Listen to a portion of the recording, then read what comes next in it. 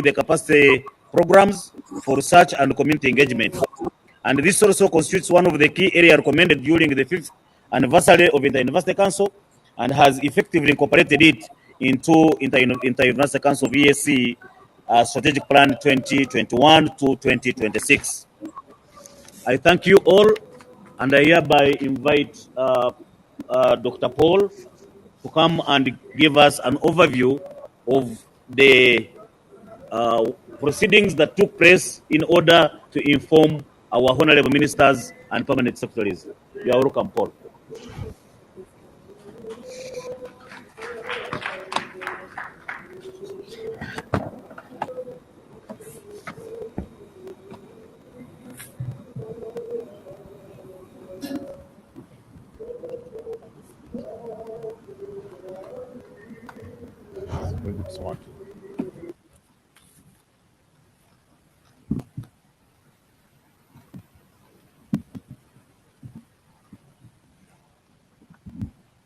Can you hear me? Okay. It's okay.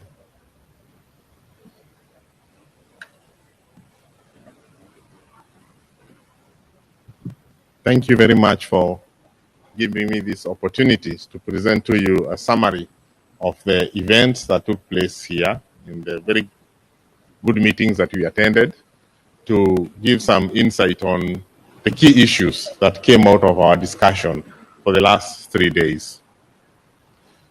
So by way of background is that the East African Science Technology Commission, in collaboration with the Inter-University Council for East Africa, held its second East African Community Science, Technology and Innovation Conference between 27th and 29th of October 2021 in this hotel in Bujumbura, with the theme of rollout of science, technology and innovation in the East African community, regional integration, socio-economic development in the face of COVID-19 pandemic. The conference was held under the patronage of His Excellency Evariste Ndayishimiye, the President of the Republic of Burundi.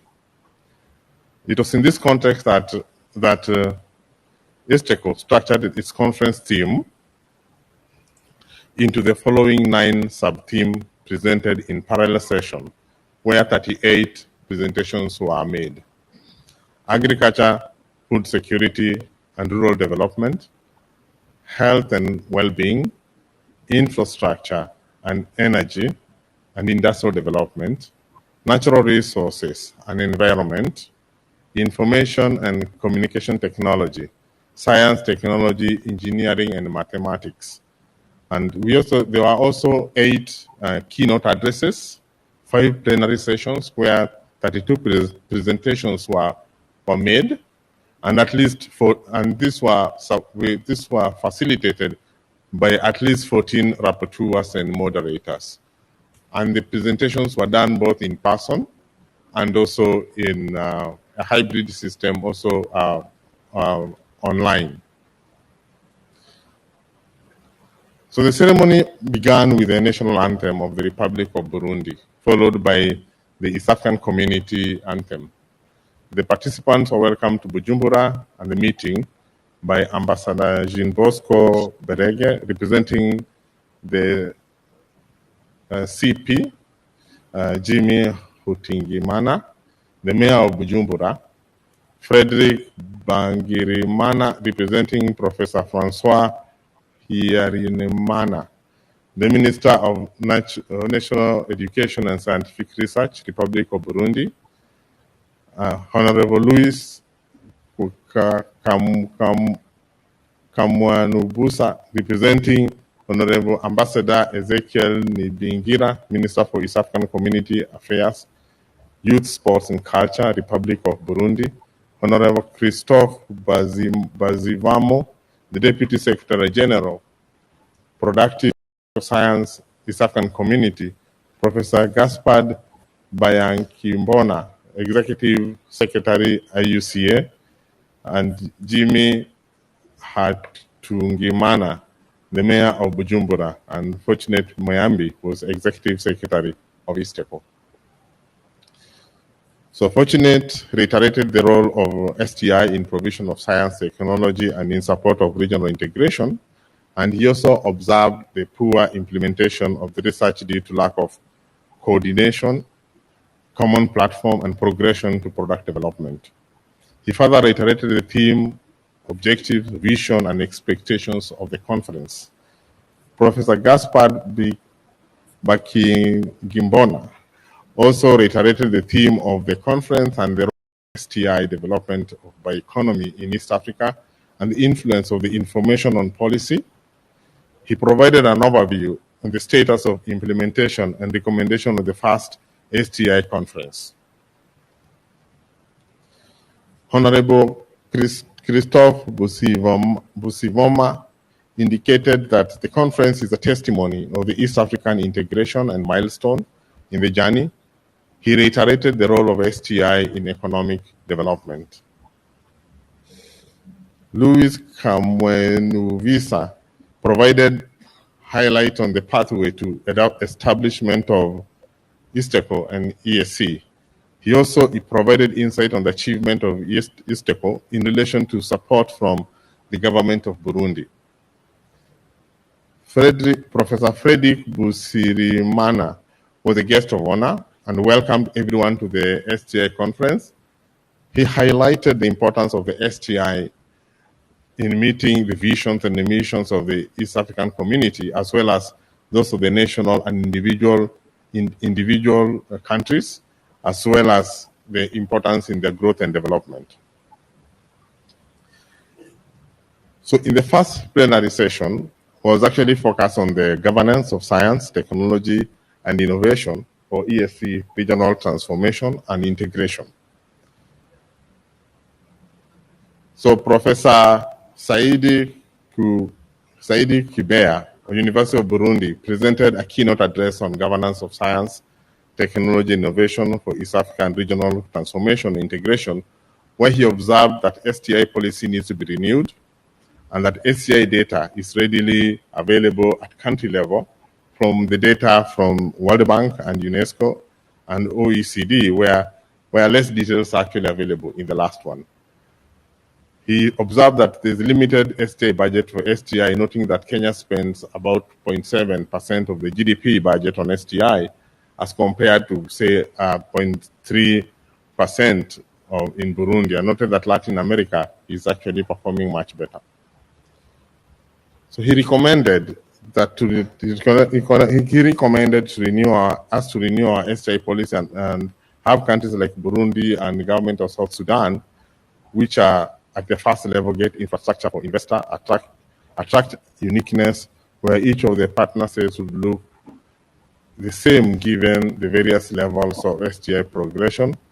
He also recommended strengthening coordination at regional level to take advantage of STI regionally for socio-economic development, foster dialogue between scientific community and government, especially during pandemic, transformation, and build robust institutions that focus on science, technology, and innovation program, a national priority with innovative policies, scientific community, and government trust.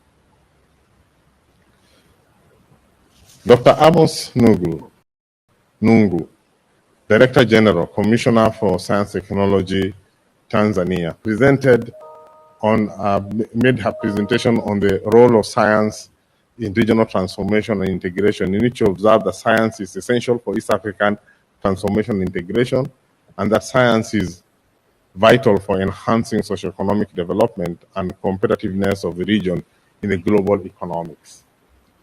So regional STI stakeholders such as ISTECO, national STI commissions and council and ministries responsible for STI are critical for promoting science in the region. He highlighted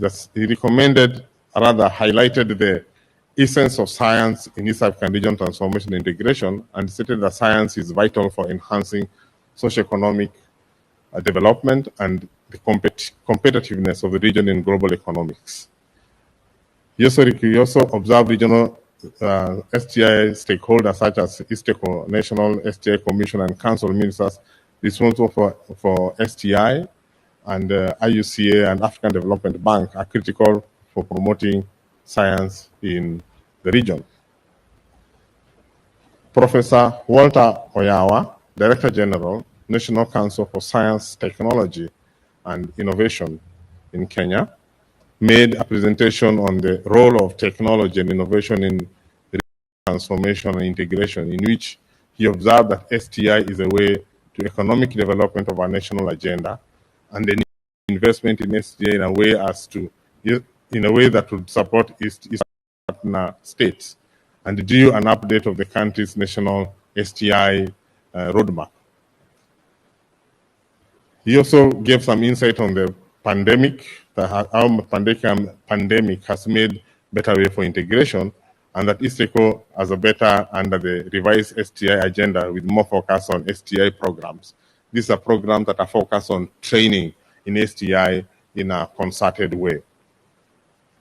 He recommended that STI as a way to economic development for national agenda and the need to invest in STI in a way as to ISTECO partner states.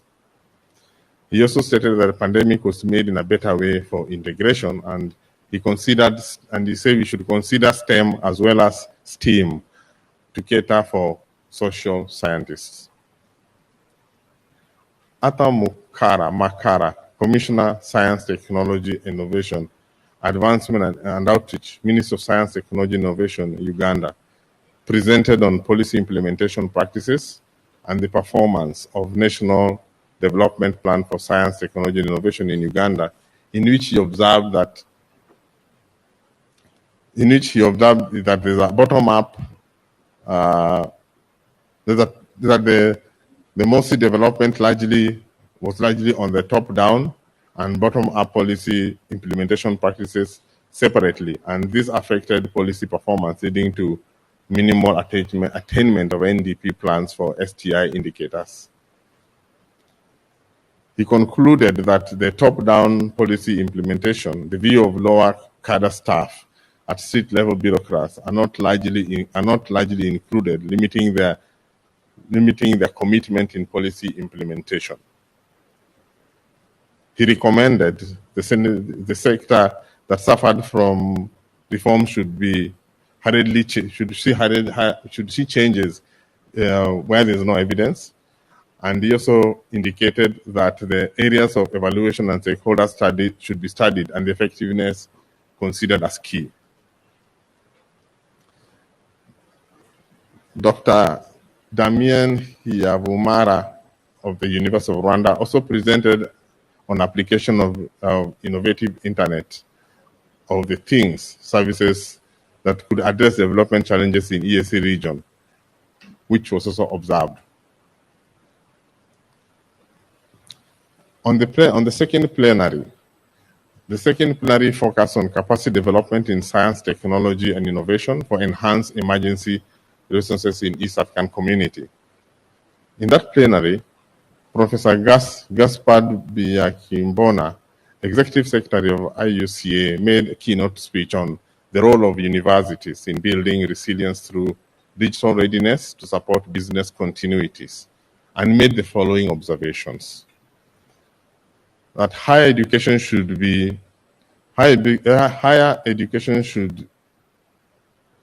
align the learning outcomes with much needed, ever-growing and changing skills for the industry in order to fully play their role by producing graduates that meet the labor market needs and trainable in workplaces. The universities are expected to impart technical, technological, digital, informational skills in their graduates in readiness for the new labor market, and the requirement for a paradigm shift that requires universities to establish strategies that include innovation and industrialization as a key component in their curriculum, and that higher education institutions displayed higher resilience to the pandemic, to COVID-19, and they are on their path to recovery. He recommended creation of centers of excellence, and he indicated that while IUCA has implemented World Bank projects that created 16 centers of excellence that focus on industry, agriculture, health, education, and applied statistics, these centers will need sustenance beyond the World Bank funding. He also recommended establishment of research-intensive universities, where the university would be focused more on research which promote research and development. And the university must monetize their IP with research inducted in entrepreneurship. And the university should put implementation, quality control, and assurance for e-learning. And that finally, the university should be empowered to play their role in establishing, strengthening partnership with industry, focusing on establishment of incubation hubs through which innovative ideas can be developed further into prototypes and promoted and updated by the productive sector of the industry. Simon Hochstein, Director General, GIZ Tanzania, made a presentation on digital skills for innovative East Africa industry, in which he observed that there's an establishment of digital skill for innovator in East Africa and based in Tanzania. And he also highlighted establishment of digital and embedded mobile system in cross-cutting areas of IT. And that working in COVID intervention through training staff in the university as well as establishing appropriate infrastructure. He recommended improvement of university in digital capacity and build business incubators in the university. Dr. Matthew Mtumbuka, the CEO of UbuntuNet Alliance, made his presentation on the role of research and education network in East African digital transformation, in which he observed that UbuntuNet Alliance actually provide high-speed, affordable internet bandwidth for the STI institution in 12 countries in Africa, including all the East African community partner states. And the program is implemented through the National Research and Education Networks called NREN, and 7 have been established to date.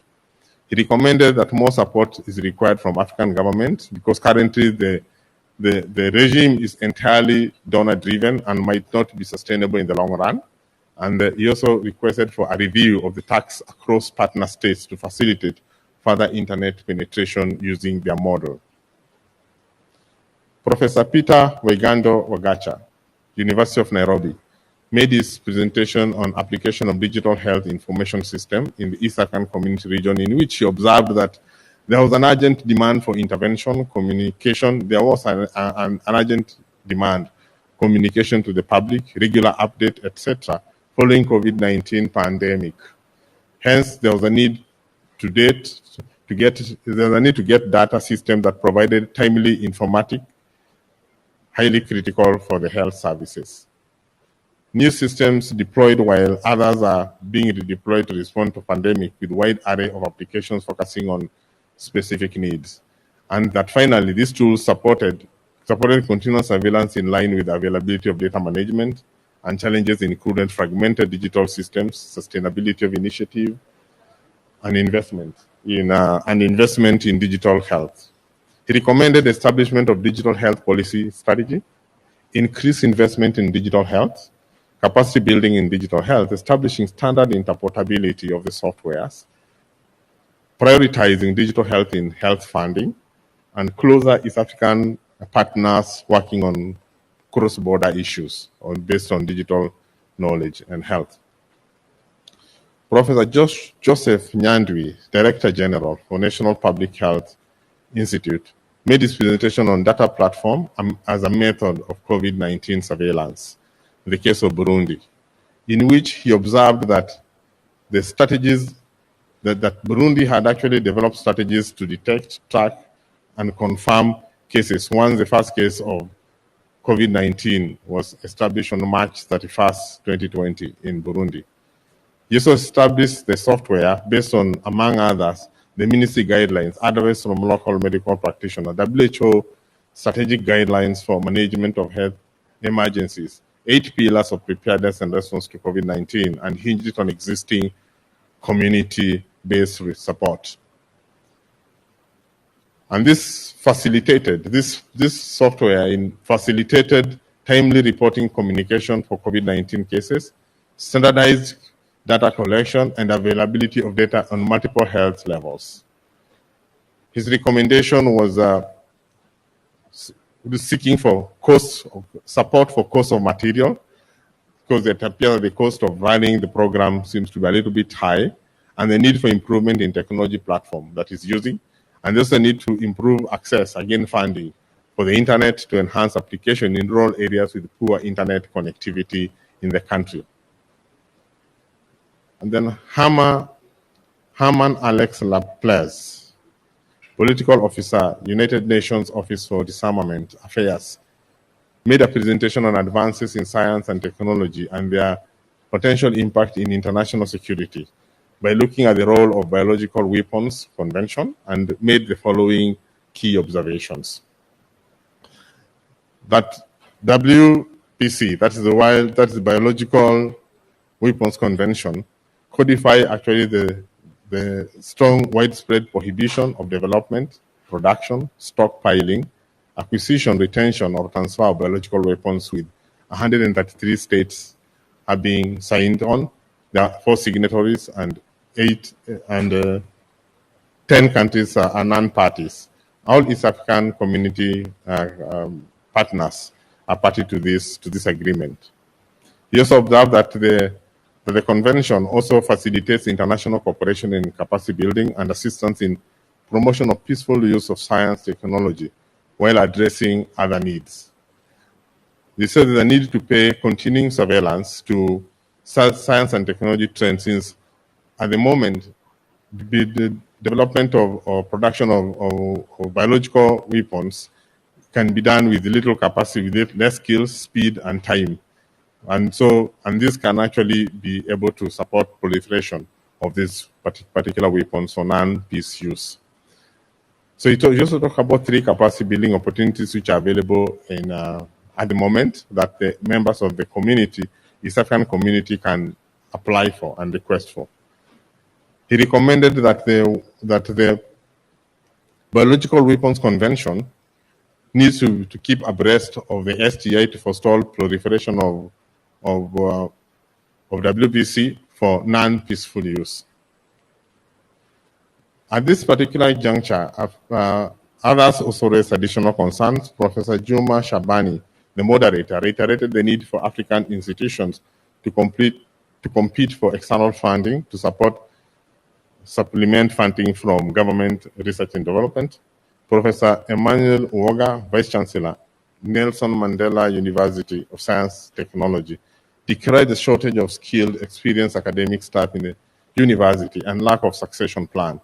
IUCA indicated that it will take it up for reporting as it explores ways of enhancing local capacity through training of supervisors and staff and exchange staff. He also talked about recruitment policy that do not allow employment of staff from outside member states, like in this case Tanzania, and honored how IUCA intervention and how UCA intervention can help. He also wondered why Ubuntu Alliance, working with the Telenet in Tanzania, does not have success stories in Tanzania. Okay, I'm almost there.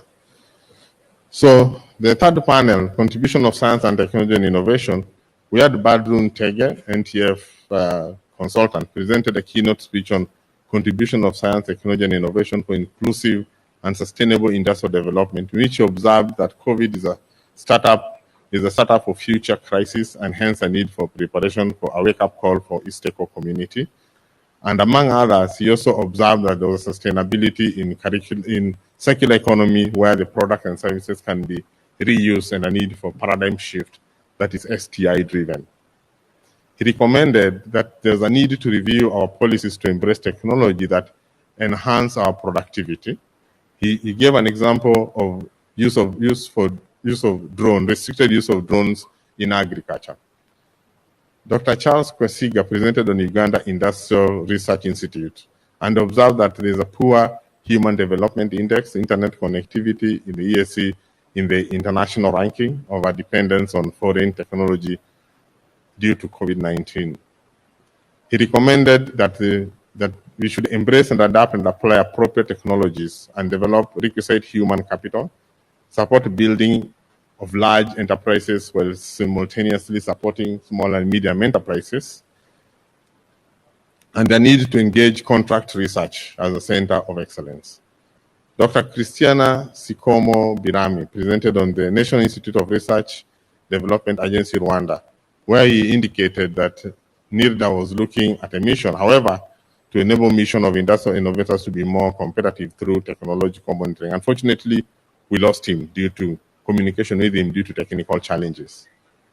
Dr. Erastus Gatebe presented on Kenya Industrial Research Institute, where he observed that the bill has been made present the parliament to enhance the mandate of KIRDI, and that KIRDI has been identified as a Vision 2030 project by Kenya government to transit Kenya from agrarian to knowledge-based economy, and that there's business incubation that they're doing right now with the community in the local areas.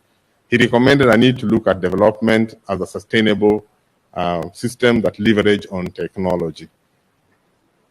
Professor Pierre Sinarinzi presented on National Center for Food Technology of Burundi, where he observed that the technological development that included that the institution had made technology development that included cereal rice and husking, among other things, and that the institution has advanced equipment that include high-performance liquid chromatography in chemistry department for detection of aflatoxin and pesticide residue, among others. He recommended that CTNA should be set up as a center of excellence by a secretariat of EAC so that it can be upgraded, it can be able to upgrade its programs. Finally, we had Leo Okwani Lole presented on Minister of Trade and Industry, Government of South Sudan, where he presented on the status and overview of STI in South Sudan, and established that there's a need to have a lot of effort and political stability in STI for STI to play a role in development in South Sudan, and that South Sudan actually lacks a policy on STI to bolster its economic growth, and that although it's endowed with natural resources, cannot create wealth with it applying for or without applying or developing STI. And there's no agency to coordinate STI in South Sudan, and there's a limited industry, limited to small-scale workshop for wood pressing and metal work and several work purification companies. So he recommended or requested for development of institutions that should be formed in South Sudan, like National Council for Science, Technology and Innovation, National Authority on Science, Technology and Innovation, National Research Fund, and National Industrial Research Center. Thank you very much for your time.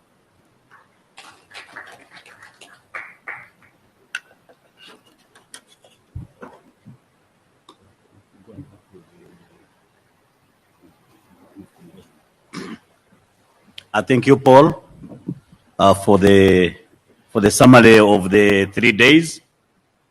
Before I invite the keynote speaker, Dr. Monica Musenero, let me take this opportunity to welcome Deputy Secretary General Honorable Christopher Bazivamo to come and give his speech, and then invites the Honorable Minister, Science, Technology and Innovation, Republic of Uganda, to give her keynote speech, and thereafter we shall have other representatives from other countries to also react to the presentation of the keynote speaker. Thank you.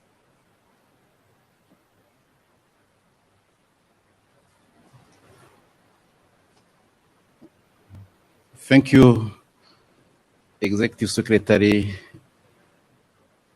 East African Science and Technology Commission. Good afternoon, everyone. Honorable Ministers,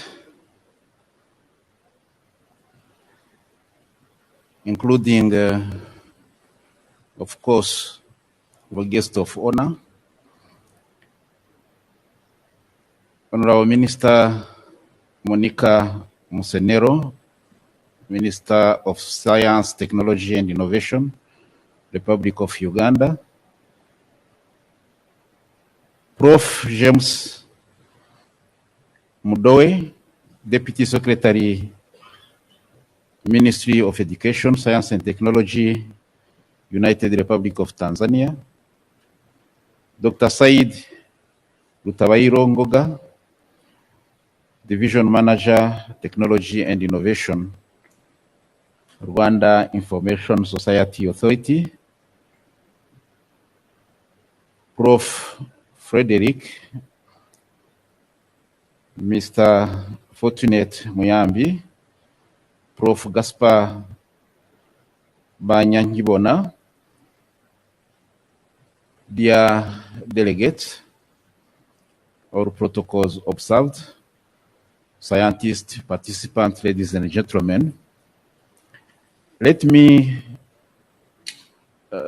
start just by saying that we are meeting in the East African community context, and one has no more to emphasize the fact that the integration process in which our partner states have committed to move in put science and technology at a higher level for the integration process to be successful. And examples are here present. The community has put in place the East African Community Science and Technology Commission to lead in that process, because we believe it's important. Actually, we do whatever it deserves to promote science and technology in all sectors of our integration process. And it is also important to note that education plays a big role. And it is the reason why our community has not hesitated from a long time to put in place the Inter-University Council for East Africa to ensure we achieve the best levels which can be achieved in our integration agenda. And I, again, after having had and followed attentively the different recommendations which were highlighted throughout after different presentations, we can only thank the Inter-University Council for East Africa and the East African Community Science and Technology Commission for having worked together to come up with this conference, which is very important as a platform to bring together scientists in our region so that they can guide on which is the best way to move forward to advance our integration process. And you have heard through these recommendations that all sectors are covered, including agriculture and food security. And you know, when it comes to agriculture and food security, we see that in East Africa, more than 70% of our industries are agriculture-based industries or industries for agriculture input. And here, the role of technology, the role of science, the role of innovation in those different industries is very, very key. And you understand, actually, again, the reason why our heads of state in the summit has, again, after having actually pushed the partner state to work together to cooperate to develop industries, have come later on to direct that we should be promoting local industries. In promoting local industries, you have seen and you have heard throughout the discussion seen even through the exhibition, which is outside there, what is being done in that level. It is possible to promote local industries. The most important thing is to be well coordinated and to ensure the support which is needed for our different small and medium enterprises, SMEs, are supported adequately in a sustainable way so that they can deliver. I wish also to highlight the fact that talking about this promotion of local industries, it has not been forgotten to talk about sustainability.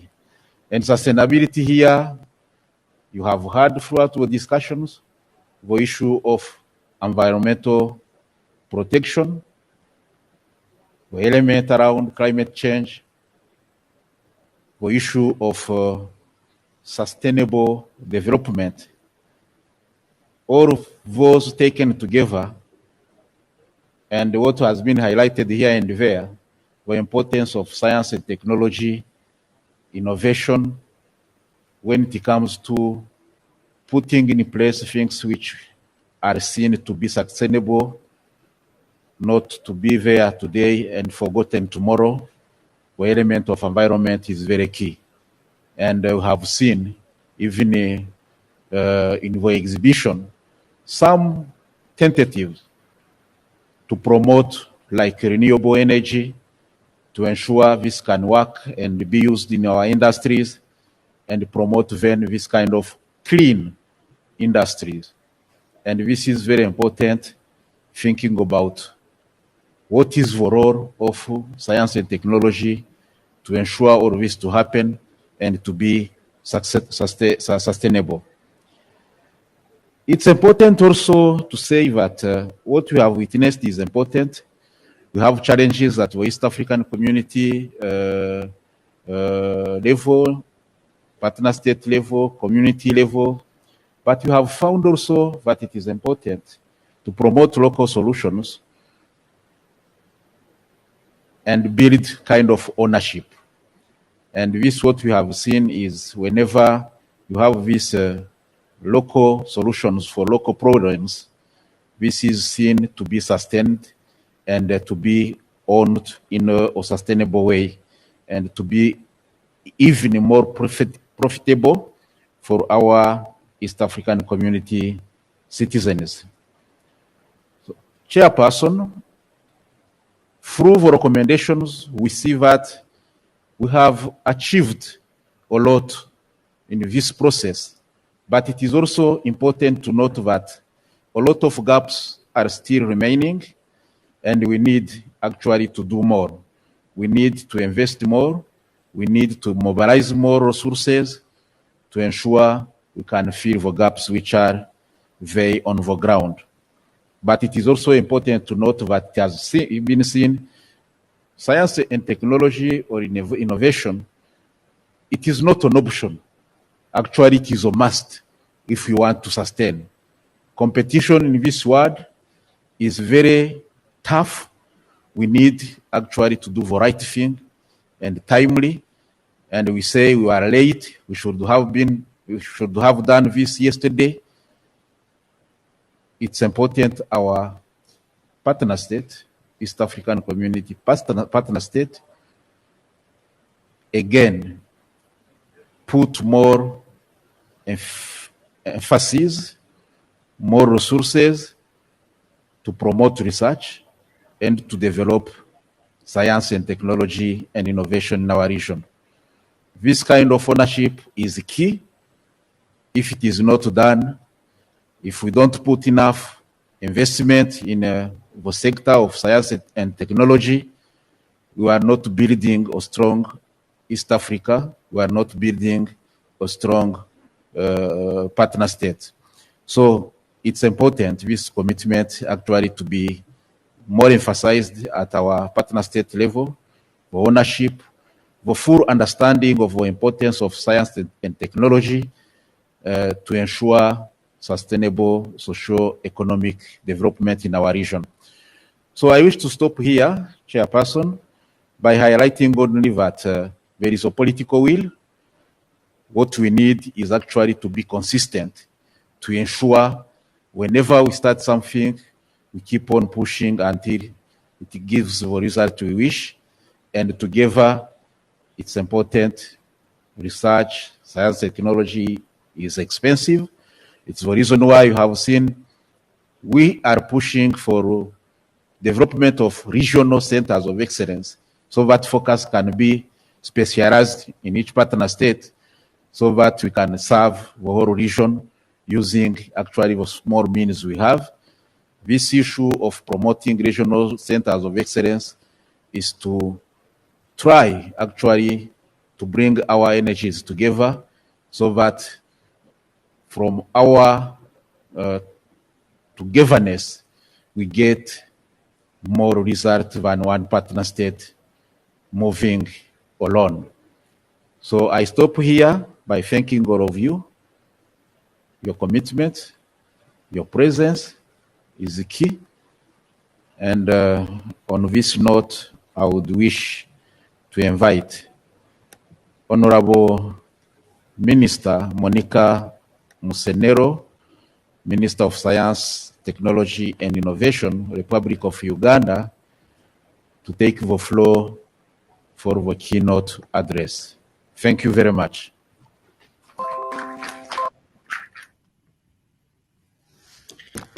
Thank you very much.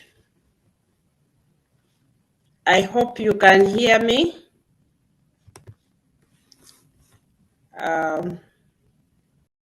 Just give me some feedback. You hear me well?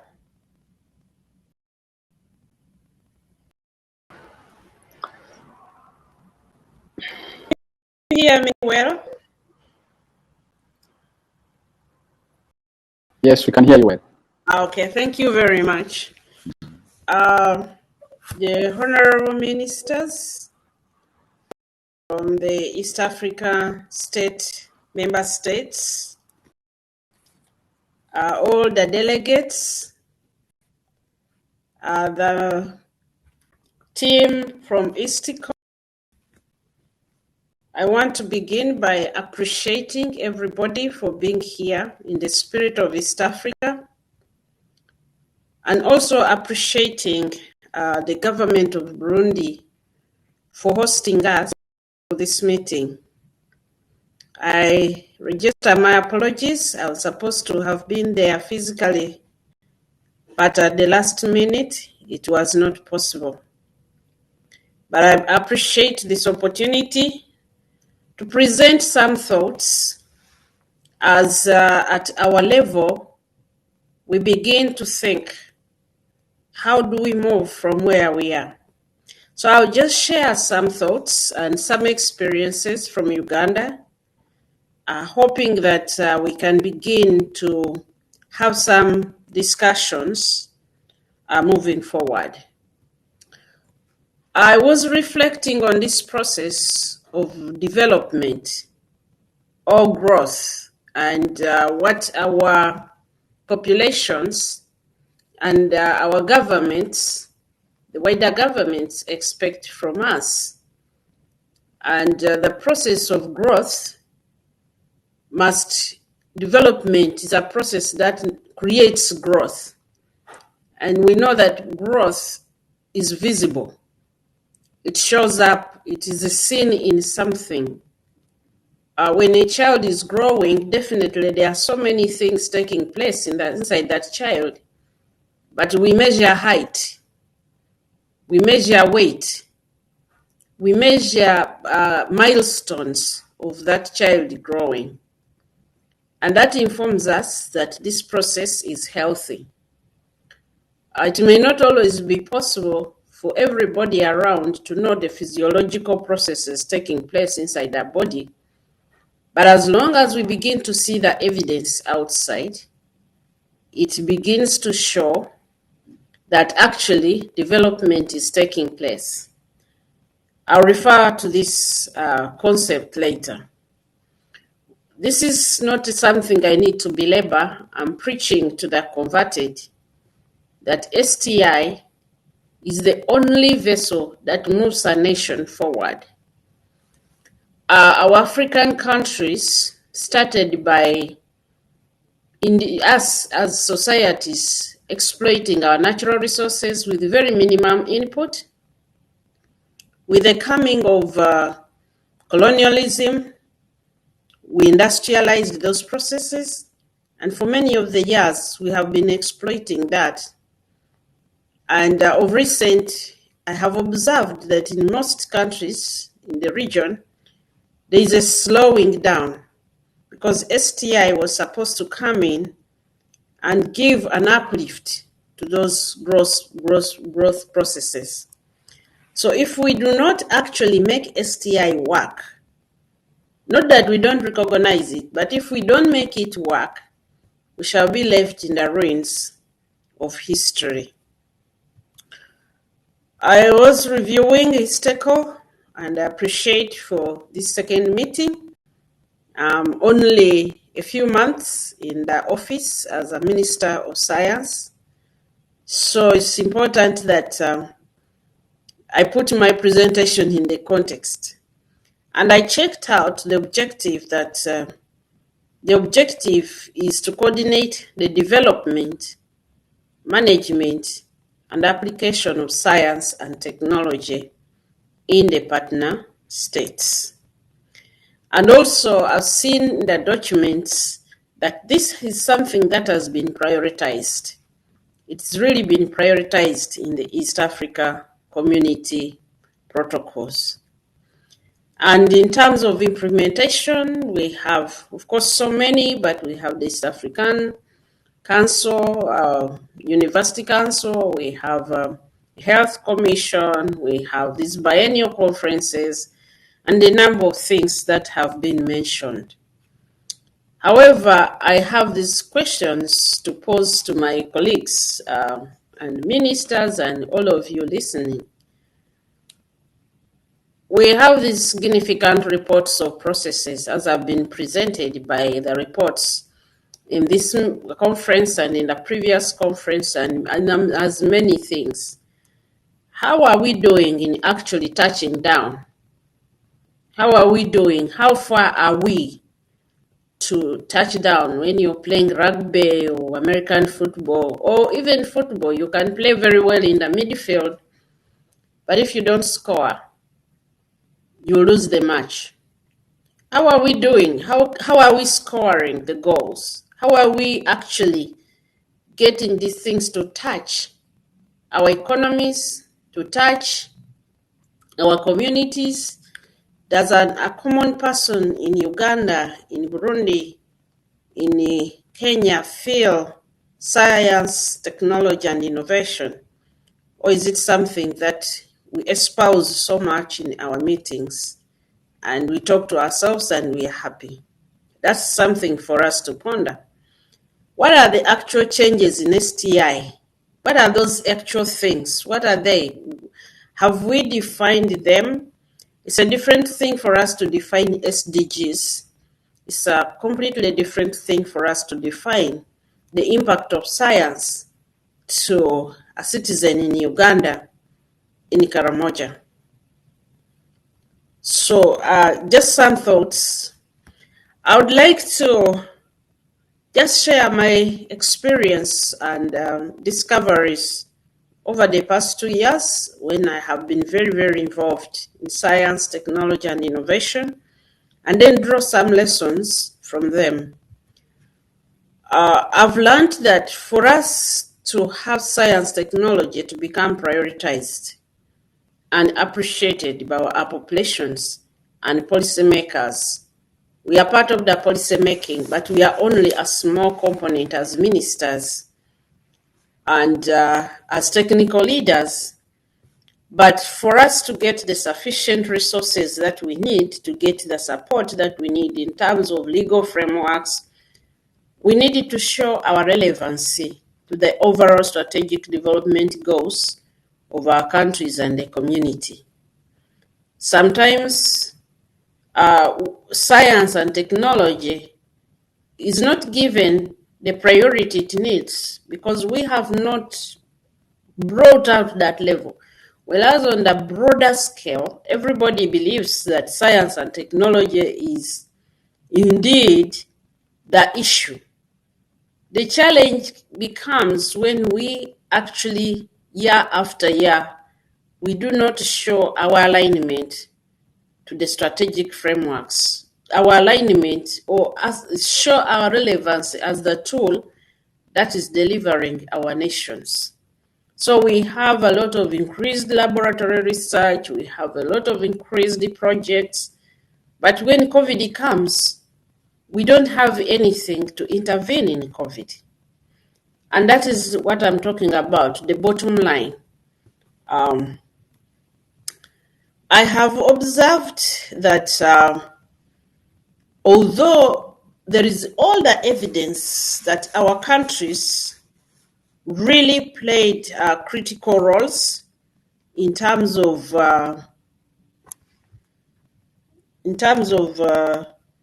research, we played very, very big roles in terms of developing. Sorry, I need to put back my projection. Apologies, I need to put back my projection. Okay, fine. So although we started historically, Africa was very advanced in science. You know, we discovered fire, that was science. We discovered a lot of medicines without laboratories. Something happened to us which made us lose confidence and which disconnected the science we do from the lives of our populations.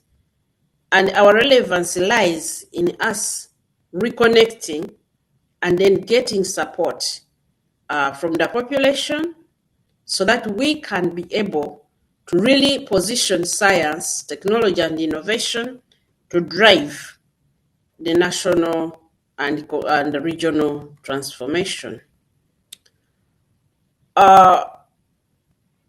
This touches on the philosophies or on the policies that we adopt. I have discovered that in many of our countries, especially Uganda, where I come from, we adopted some philosophies. We have adopted certain philosophies on STI which don't render it impactful. One is we've made it about official statements. We sound so, we're really, and every time I'm invited to give a keynote speech and we make pronouncements, science is the thing. Secondly, we've made it elitist. Science and technology and innovation is elite. We equate science, technology, and innovation to higher education, to PhDs, to paper publications. Those are very good things, but we can fill our libraries without really touching the lives of our people. Then we've made it about money. STI programs in all our countries are always saying we are underfunded, but you can hardly see what they are doing with what they have. We get somewhere, we really and justify our lack of products of impact to being underfunded. This could be just restricted to Uganda, but I suspect that a number of our countries. And so officially, when we are planning, we are always saying money, money, money, but we haven't defined the other things. And I've discovered that this is deeply entrenched in our mindset, in our thinking, not really the actual reality. I've seen that we came up to this stage. We have had these 3 stages in our science, technology, and innovation. Phase 1 was pre-colonial. We had a lot of indigenous thinking. Actually, the colonialists learned about plants which heal people, and then they took them from our ancestors. Then they took them, analyzed them, and developed what we call modern medicine.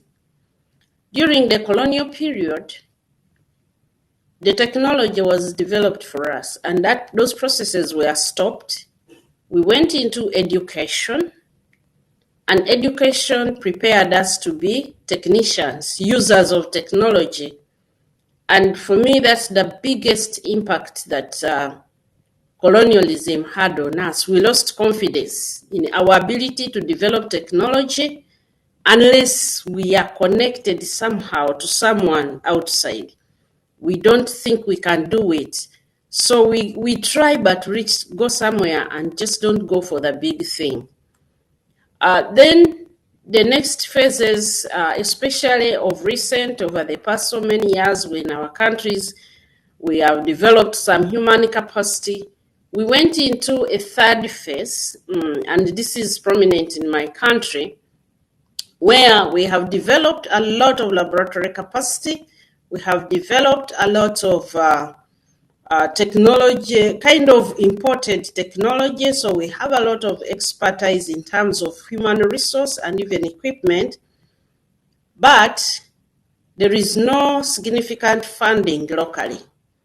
So what happens is our scientists participate. They are always busy with the research. They are always busy traveling. But that work does not yield results where we are. They actually export what I've called exporting raw knowledge to import finished goods. They are often oblivious of what is happening. In terms of the topic I was given, why in this context of COVID? COVID has taught us a few lessons. They are harsh lessons, but they are also pleasant lessons. The harsh lessons came for me when I was appointed as senior presidential advisor on COVID, and I had to provide answers to complex questions. And it became very clear that without us developing indigenous technology, we'll be in trouble. Not just now, but ever. When times are good, who needed a mask? And we just didn't have the capacity to produce them. Who needed gloves that much? We could always import. But time came when we needed to have some capacity. And we looked home and there was nothing. The second one is that just studying science, which is not productive, which doesn't produce products, it will fail. It will fall apart when we need it most. And I have already given examples. The third reality is that we must build structures and capacity before we hit the time of crisis. And that is when we have some peace. We are not under COVID, because once COVID came, it was emergency. And this is scary to know that this is going to repeat. So in the context of COVID now, what should we be doing? But we also have pleasant lessons. The first one is we really can. We can. That statement is complete. Why do I say that? It's because of what we have been able to do in this time. We have woken up. We have realized that we need the science, and I hope that this particular conference will really lead into very, very practical and a determined movement forward, so that we don't go back and drop. We know something, the rest of the world doesn't. That is something that we have picked. Because when COVID was coming, it was predicted that we are really going to drop dead. And up to now, I don't think we have full scientific explanations as to why Africa and East Africa has not dropped by the roadside. Because we know the capacities we have, yet we have not suffered as much from COVID as was anticipated. So there is something that we know. There's something that our populations know that the rest of the world doesn't. And then the last was that policymakers can listen to scientists. When scientists were needed, in my country, scientists have never been more relevant in the policymaking room than during COVID. So these for me are good lessons. And we need to take something from here, especially in that context. Now, allow me give a few minutes of reflections, specifically of lessons from Uganda. Uganda has a strategic direction they want to go. Now, when we have been pushing STI, and Uganda has really tried, we have invested in STI. We have so many institutions on STI. We have so many efforts, so many innovation funds, so many that universities that have come up. And you see that there is a flurry of activity going on.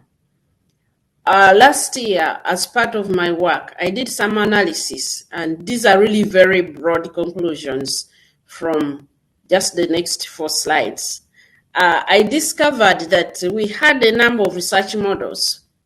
The first model was the solo researcher model, where you come up with either an innovator or a researcher in a university, believes in their product, and they run with it for so long. They research, they go and incubate, they go and try to market. That is one of them. The second one is the public good model. The public good is generally we fund, and this is very common in agriculture, where we fund to solve our food security issues. So we have a drought, so we develop a drought-resistant product, and we disseminate it to our farmers, and basically, generally, it ends up in subsistence, and we do not follow it up to build an industry. The third one is what we call the sector model. So Ministry of Health gives money to the Ministry of, or money is given to the Ministry of Health or given to the university, and then within the university, we fragment that money into small research grants that cannot result into completion of the process of innovation. And then the fourth one, everybody usually blames me for use of that word, so I put it in quotes. Don't take it literally.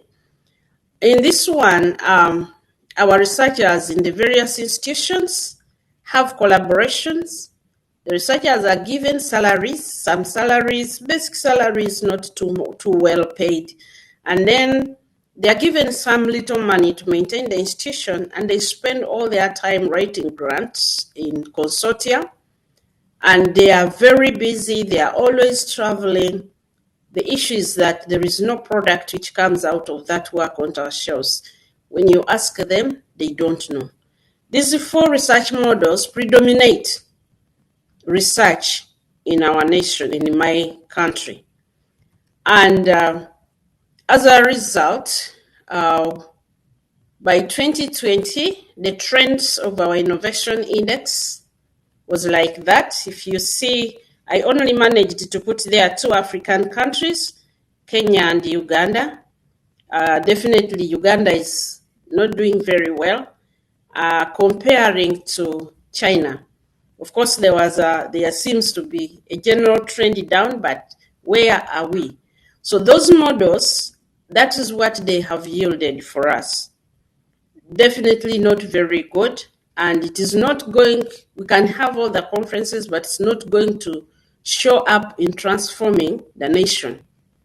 So it's clear that if we continue this way, we are unlikely to lead our region into a desired destiny. So what should we do? What will be the role of us integrating? Or what would be important if we integrated? I'm going to give a few things. Our scientists and institutions will have a broader collaboration. I'm making this presentation when I'm in Dar es Salaam to attend to some such issues. Then we can focus our rare resources and investments in the region to particular prioritized value chains. I have had such a breadth and width of priorities being presented, and I don't know whether we have the resources to really bring all those things into the market, unless we just want a lot of activity in the middle of the trip. But if we want to touch down, that's why I asked, what are those things which are making us touch down? How are we impacting our societies down there? Which approach is going to make us get there? Then, if we are together, of course, we have a good startup market for our products. If you combine the population of our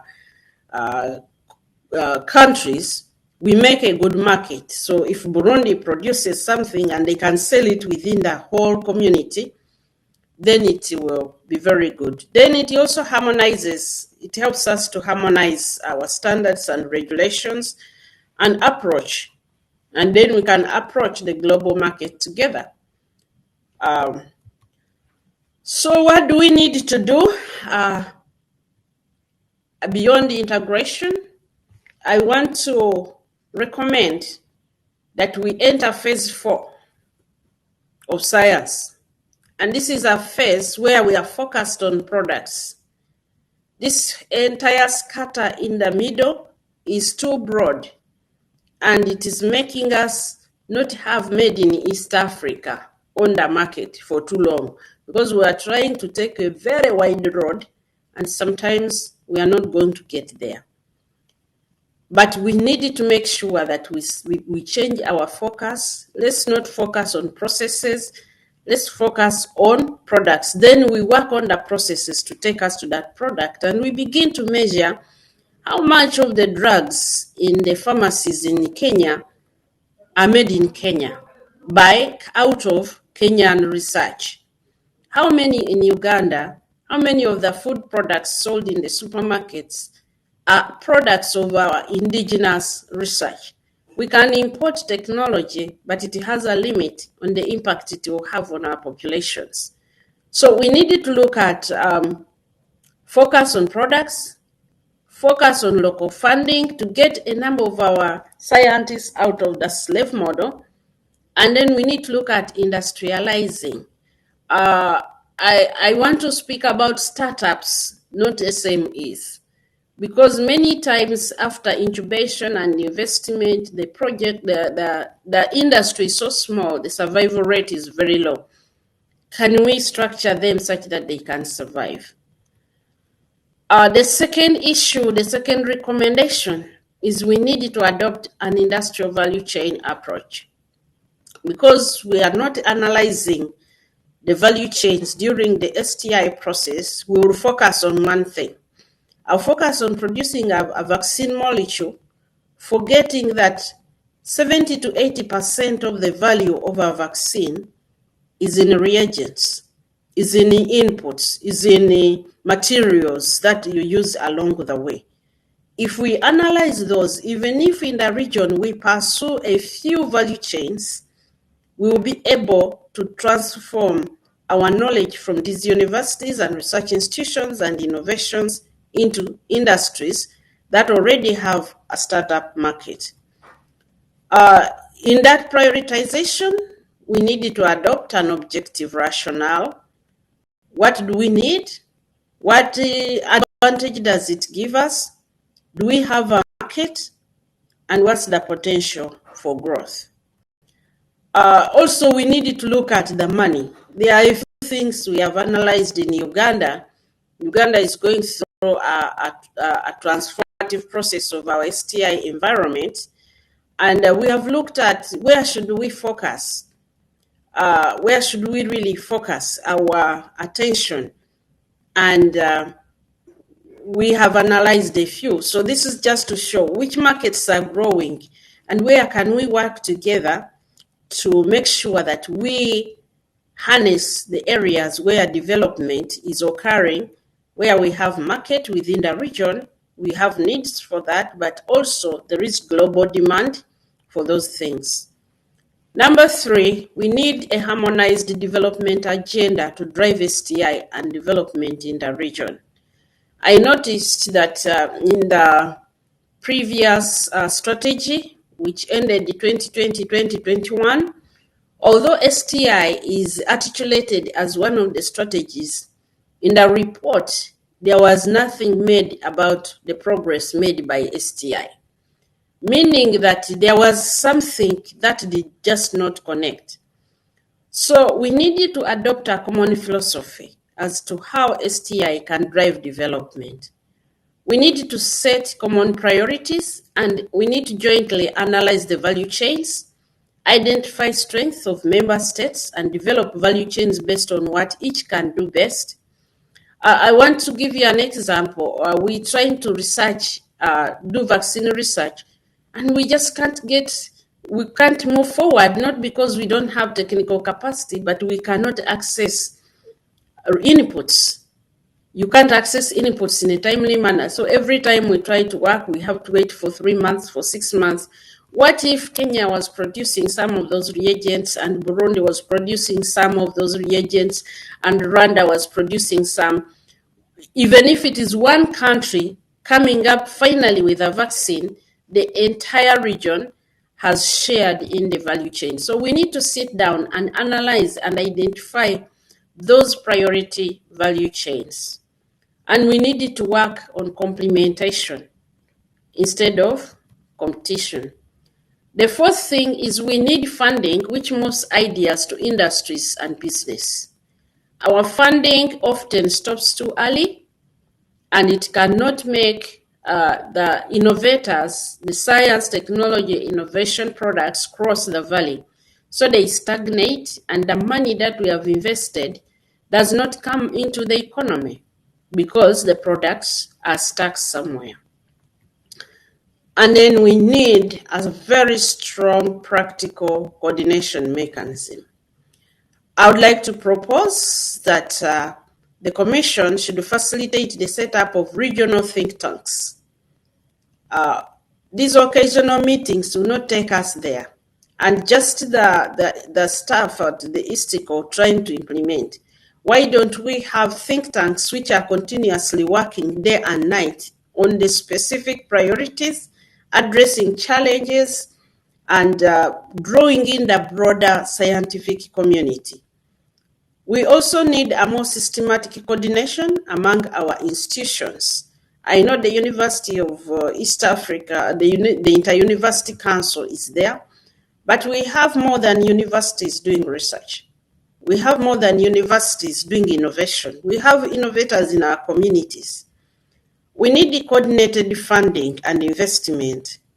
It is usually easier for technology transfer to enter manufacturing in our countries than an indigenous entity. What I mean is that if I just want to import technology to produce masks locally, it is much easier for me than if I innovated something in my country and I want to move it onto the market, because there are so many gaps and the support systems are not really very there because we haven't developed them. So we needed to coordinate funding to support these innovators across. And then we need a more practical ways of coordinating policies and regulation and standards. We needed to have one standard, and all our standards agencies benchmark on that one, such that if one in Uganda approves, the whole region is approved. Now, we could say that is okay, that is already there. I discovered in my country that we have them, but not for locally developed products. The locally developed products have a bigger hurdles to get through the different levels. So the expectation of the community and our population is that science, technology, and innovation, whether embodied in human skills, capital goods, practices, and organizations, is one of the key drivers of economic growth and sustainable development. Indeed, the growth and competitiveness of economies are to a large extent dependent on the production and application of science, technology, and innovation. This is a quote from the Development Strategy 2016-17 to 2020-2021. For me, what this means is that those of us in this ecosystem, both virtually and physically, the region is counting on us to take them forward. It will be good if we are very, very sure that the vehicle we are putting them in is going actually to take them. In conclusion, I would like to propose that we examine our prevailing philosophies, policies, and practices concerning STI in the member countries. We need STI and ST code. We need these ministries and then the commission. We need to demonstrate practical feasibility to take the countries and the community to their destiny. I've found a lot of fragmented analysis of, yes, it is agriculture which is going to take us there. But then there is another one which says, oh, it is a digital economy which is going to take us there. None of those can move on its own. We just need to choose proper value chains. There must be a practical implementable plan for the STI entities to deliver their promises to the region. We have a lot of high-level plans. We are short of implementation plans that touch the ground.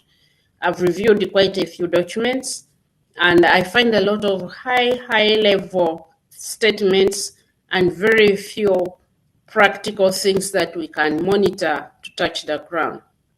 There must be effective communication between the STI fraternity and the policymakers. This is a big gap. Communication scientists don't know how to communicate so that we are prioritized. We need to have effective communication. I don't know whether when we were talking about a journal, science journal, we are very good at that. And the world is not short of science journals, and neither are we short of publications. We are short of communication media for policy and the population to support STI and our products. And we need to strengthen that. And we need to show practical justification and advantage in us working together. Quickly, in reference to COVID, I've set the errors. I've just proposed there that we need to refer to before COVID. We were kind of asleep and oblivious of a number of things, and it was life as usual. The time of COVID should be a time of rapid awakening and planning and igniting the phase 4 where we are focusing on products where we can buy products made in Kenya, made in Burundi, made in Rwanda, made in Uganda, on the East African shelves. And then we need to have, after COVID, we should be running. We should be sitting and negotiating and saying, here we are part of the industrialization process. This is a quote I just got. We should not forget our people who are not highly educated. They have ideas, and those ideas can translate into powerful innovations. Thank you very much for giving me the opportunity to give my keynote speech. Over back to you. Thank you. Thank you, Honorable Monica Musenero, the Minister for Science, Technology and Innovation. Let me take this opportunity to welcome Professor James Moore, Deputy Secretary, Minister of Education, Science, Technology, United Republic of Tanzania, to give the closing remarks. Professor James. I can hear you. Do you hear me? Are you with me? Yes, we can hear you. Can I proceed?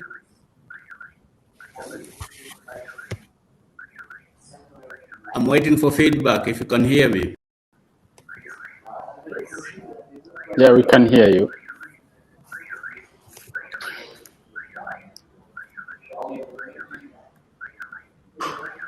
Secretariat, can I proceed?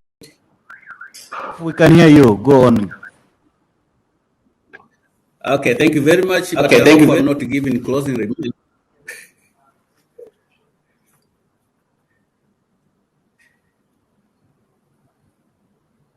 Well, I heard that I'm given an opportunity to give closing remarks, but I hope I'm a panel member, so I'm just participating in the discussion just after the keynote speech by Honorable Monsenero. Honorable Dr. Monica Monsenero, Minister of STI from the Republic of Uganda, Honorable Ministers, and the representatives of ministers from the East African member states, Honorable Christophe Bazivamo, Deputy Secretary General, Mr. Fortunate Muyambi, Executive Secretary, Esteko, Professor Gaspard Banyankimbona, Executive Secretary, ICER, distinguished participants, ladies and gentlemen, good afternoon. It is my singular honor and pleasure to be part of this panel discussion on behalf of Professor Joyce Lazaro Ndalichako, Minister for Education, Science and Technology, who was supposed to give this talk, but she couldn't make it because of other commitments, and she asked me to represent her. We are supposed to talk about the importance of science, technology, and innovation on socio-economic development in the face of COVID-19 pandemic. And Honorable Monica Monsenero has talked about it very deeply, and I concur with most of what she said.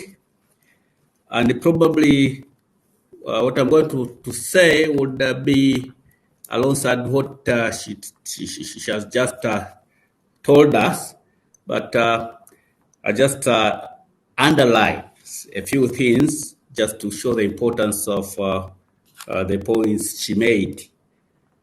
I would like to talk about the effects of COVID to our society. Let me start from there. And the lessons that we learned. We had a number of bitter lessons. And that's where STI comes in. After the outbreak of the COVID-19 pandemic, there was lockdown everywhere almost. And we used to take, for example, some of our patients abroad for treatment. That was not possible during the COVID pandemic. But also, we are very dependent on a number of items coming from abroad, medications, vaccines, and all that. But with the lockdowns, we all learned that that was not practical. And our economies went down because we couldn't import a lot of commodities from outside. We couldn't even, export ours. But also, when it came to the vaccine issue, again, we have a challenge that we don't have our own vaccine. In some cases, or in some situations, we don't have enough money to purchase the vaccines from the producers. And when you get the vaccines, they are not enough. So all these are bitter lessons. And they call for our own interventions, internal or local solutions. And science, technology, and innovation can go a very long way towards giving us solutions to that, to those challenges. We heard from the keynote speech that, of course, we have, to a certain extent, we have a capacity, but we lack we lack regulatory and the policy frameworks that integrate us as East Africans, that can pull resources together, that can make us think together, act together. We don't have that coordination. We do have good researchers who can come up with solutions to a number of problems that result from the COVID outbreak, but also from other emergencies and other challenges as a whole.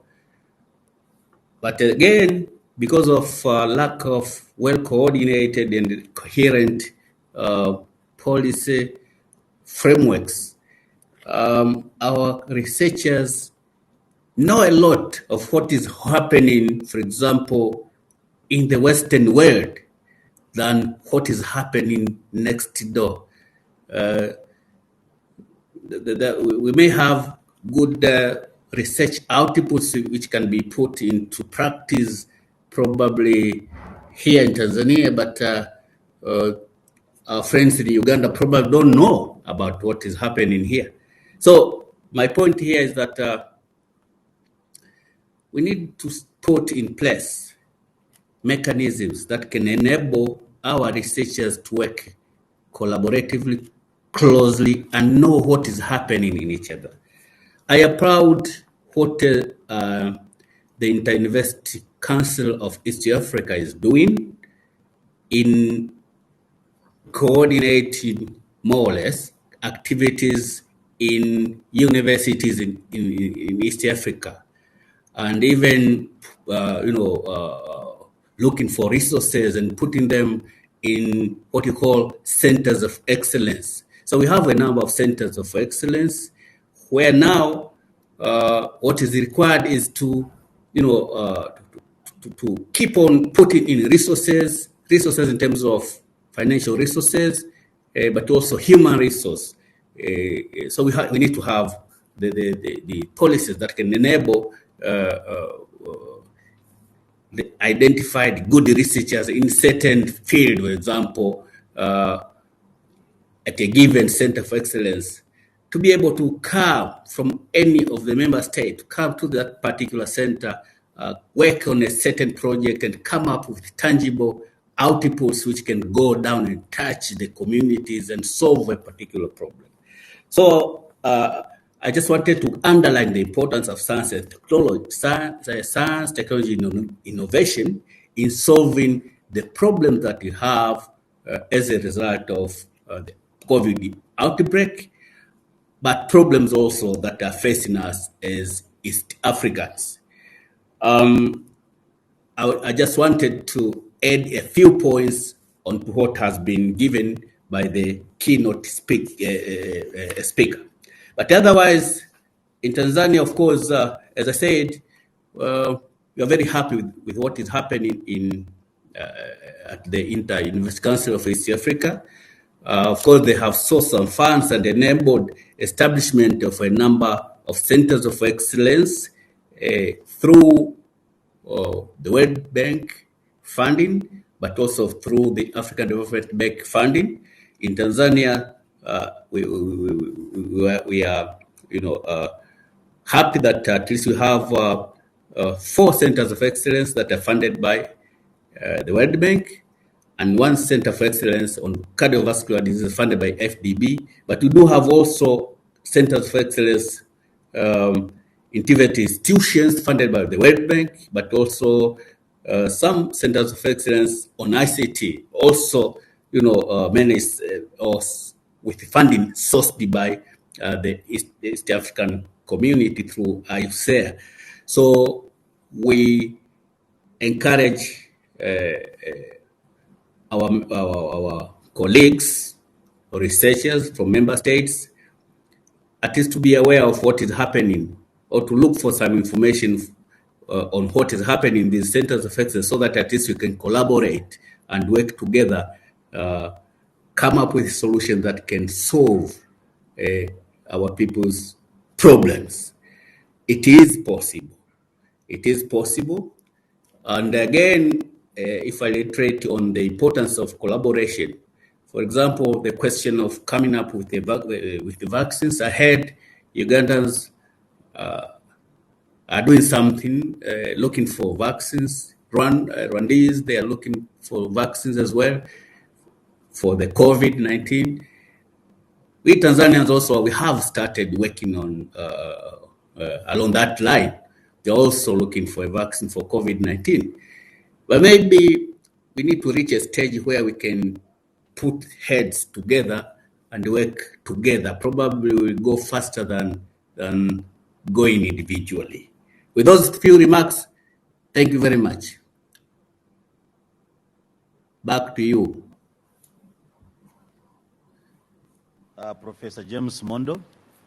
Let me take this opportunity to welcome Dr. Saidi Ngoga, Division Manager Technology Innovation, Rwanda Information Society Authority, to give his discussions as per the keynote speaker. Thank you.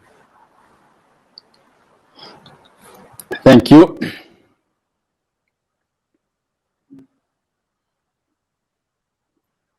So, honorable guest of honor, Minister Professor Francois Habyarimana, Minister of National Education and Scientific Research, Republic of Burundi.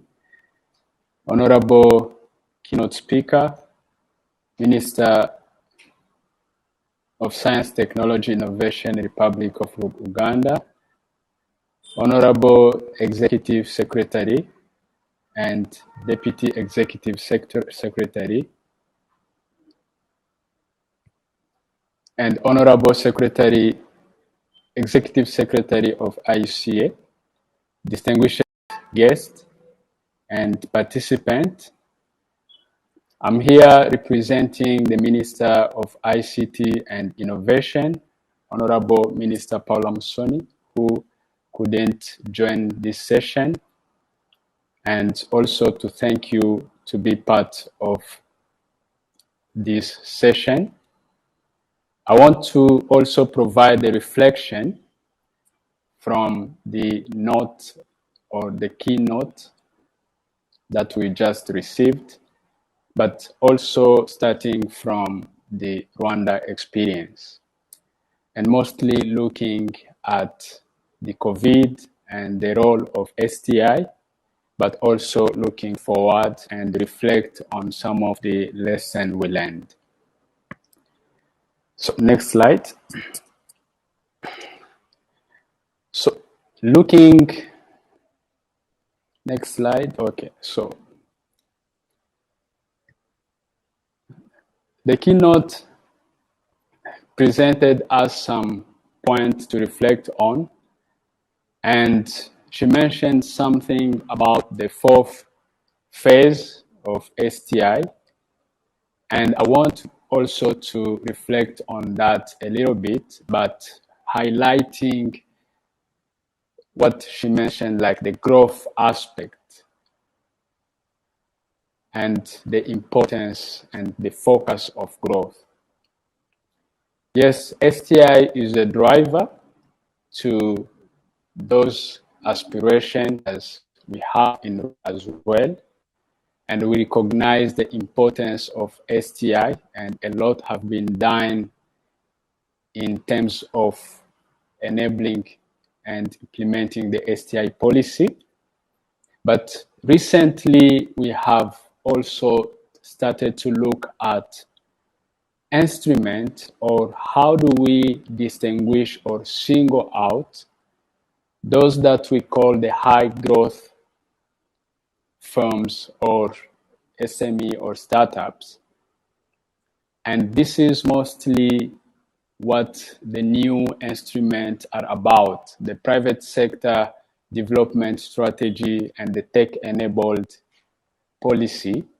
So these are mostly instruments that acknowledge and distinguishes these high growth firms. So here I can give the example like firms that are operating in drone industry. If you look at the upfront investment in R&D, and if you look at the traditional instrument that we had that consider them equally, so there was a need also to see what other instruments that targeted only this particular set of SMEs or startup, those we call the high growth. Next slide, please. So also looking now at the instrument, the next one. Looking at the instrument, so here is just like a summary or just to summarize the needs or the expectation or what the ecosystem needs, the voice. If you look at the skills, especially the digital one, if you see also the talent needed for other sectors, and also if you look at the infrastructure needs, that especially here it is, if you look at the concentration of infrastructure that are in the cities, and you look at the innovators or those with ideas who are really in a far remote areas, whom we cannot reach or whom we cannot provide access to this infrastructure. The platform for collaboration, because the platform for knowledge sharings. And here I didn't mention the traditional one, the finance and the market. But these are just a summary, a diagnosis of what are the needs of this ecosystem where this high growth startup or firms emerges. And now if you look at the players, the enablers, so here I just start from the Ministry of ICT and Innovation, who has the responsibility and who has innovation in its attribution. And if I scan now the other players, from the regulators, from the investors, from different regulation, also add in the business and the private sector and business network. So if you look at all these instruments, and this picture is similar to any other member country of the EAC region. So the picture here is the need again to enforce or look at the collaboration and see also all these instruments together, because everyone has a certain instrument to support the sector, and also see the gaps. So these are some of the lessons we learned, that it is only the crisis or COVID in our case, it just amplified the gaps that were already there. Go to the next slide, please. So this is just some of the solution or some of the picture from the COVID period. And here the picture or the message on this picture, just to highlight the opportunities that was presented to us through the COVID. Yes, the harsh challenges were already there and all the presenters has highlighted to them. But here I just want to reflect a little bit of what happened in that period. And this is a period where, for the example, in the government, and here I just want to highlight a little bit on the readiness of the government, even to receive or to consume innovation. Honorable Minister mentioned a little bit about indigenous knowledge or innovation, or how do we are the readiness to consume those innovation. So this was a period where we knew exactly the challenges frontier healthcare workers were facing. This was a period where we knew the bad or what the impact of misinformation would look like. This was a period where we just knew about the challenges to coordinate emergency responses. And the picture here is just all we knew was just the challenges, and we didn't have time to, similar to or the traditional manual or a traditional mode, where we have to know the challenges, and then we have also to think about a solution, and we go to the procurement procedure to acquire those solutions. And here the time wasn't there. So the only viable option was just to open and invite the innovation ecosystem also to give their contribution. And these are some of the examples of just a snapshot of some of the examples that were provided by the innovation communities for bringing solutions to challenges we knew and also coming to meet them. And this is just an example of how innovation or the readiness of the innovation to really welcome the innovation community as partners. And this is just a picture of or a reflection of where we are not yet in terms of really consuming the innovation that are produced or that emerge from the communities. And this is just a reflection of now or an invitation for the opportunities that were presented to us to forge new pathway to go together and also tap into new ideas and technologies, but also leveraging the existing platform, the existing instrument, looking again at things that were there or that we have already, to make sure that at least, or to make sure that we are going toward, as we move toward the recovery.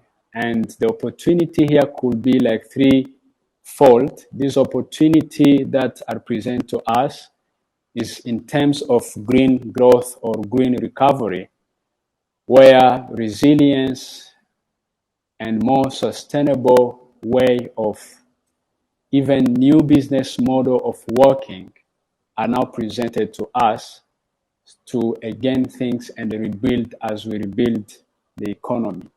The second area is also we witnesses the presence or the importance of digital technology, which enables the majority or mostly the entire continent or the world to continue just because of the ability it provides, but also without bring the collaboration and multi-partnership and multilateral collaboration to make sure that we capitalize on the scarce resources that we already have.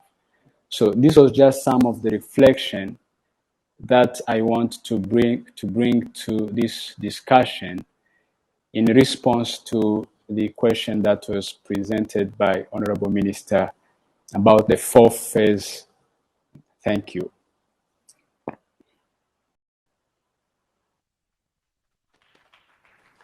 Thank you, Dr. Ngoga. I've been reliably informed that the Minister responsible for Science and Technology, Republic of Kenya, has delegated Professor Walter Oyawa, who is also the chairperson of the Esteco Governing Board. Professor.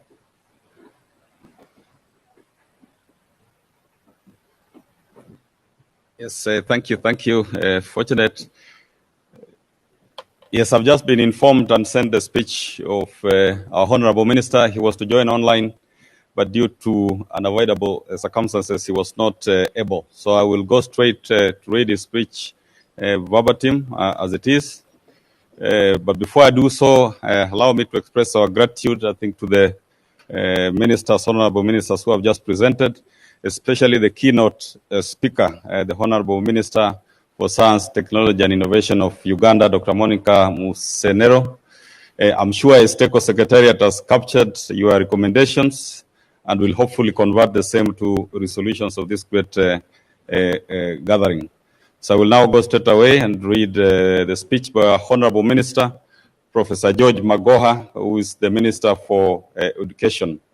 And he says, the guest of honor, the Honorable Minister for National Education and Scientific Research of the Republic of Burundi, Professor Francois Havriamana, the keynote speaker, Honorable Minister of Science, Technology and Innovation of the Republic of Uganda, Dr. Monica Musenero, the Mayor of Bujumbura, Mr. C.P. Jimmy, the Secretary General of East African Community, Honorable Dr. Peter Mathuki, fellow ministers and cabinet secretaries, Executive Secretary of STECO, Mr. Fortunate Muyambi, Executive Secretary of IUCA, Professor Gaspard Bajan Kimbona, distinguished scholars, administrators, presenters, participants, guests, ladies and gentlemen, good afternoon.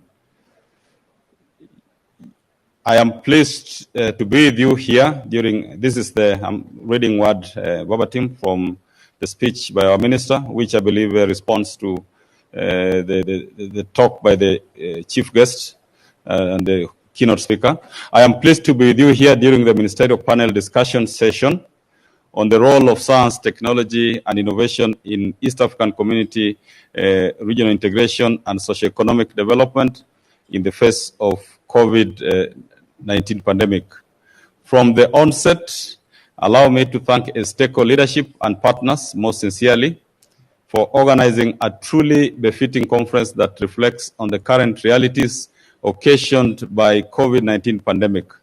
I note that the conference aims to provide a platform for players in science, technology, and innovation in the East African community and beyond to share their experiences and resource within the knowledge and technology generation, translation, and transfer chain. All the areas that are the focus of this conference have direct bearing on the regional integration and sustainable socio-economic development in the region. Ladies and gentlemen, I'm happy to inform this gathering or this ministerial session that this conference organized by STECO closely follows a similar multi-sectoral conference on science, technology, and innovation held in Nairobi, Kenya in August 2021 that was organized by the National Commission for Science, Technology, and Innovation. The Nairobi conference focused on STI governance and mainstreaming with emphasis on infusion of STI in national development agenda in a disrupted world. This Nairobi conference came up with several resolutions which may inform deliberations of this conference, as well as the key action points to be adopted by the ministers today. The Nairobi conference, first and foremost, the Nairobi conference noted that COVID-19 pandemic presents immense risks to the economy and to key dimensions of national institutions. Accordingly, advances in science, technology, and innovation hold a key to mitigating against the widespread effects of the pandemic and other future emergencies. Participants of the Nairobi conference therefore resolved that there's urgent need for more investments in science, technology, and innovation. It was strongly urged that the government and private sector investors should invest 2% of GDP in research, science, technology, innovation, and this is recommended also for consideration by this meeting of STECO. The Nairobi conference also guided that the role of the private sector should be encouraged in the spirit of public and private participation. As such, the conference resolved that there's urgent need to formulate and implement an STI sector and a joint STI sector and private sector strategy and implementation framework. As the keynote speakers presented, that there's a missing link with regard to implementation of strategies, that there are very good strategies out there, and a good number of them are difficult to implement.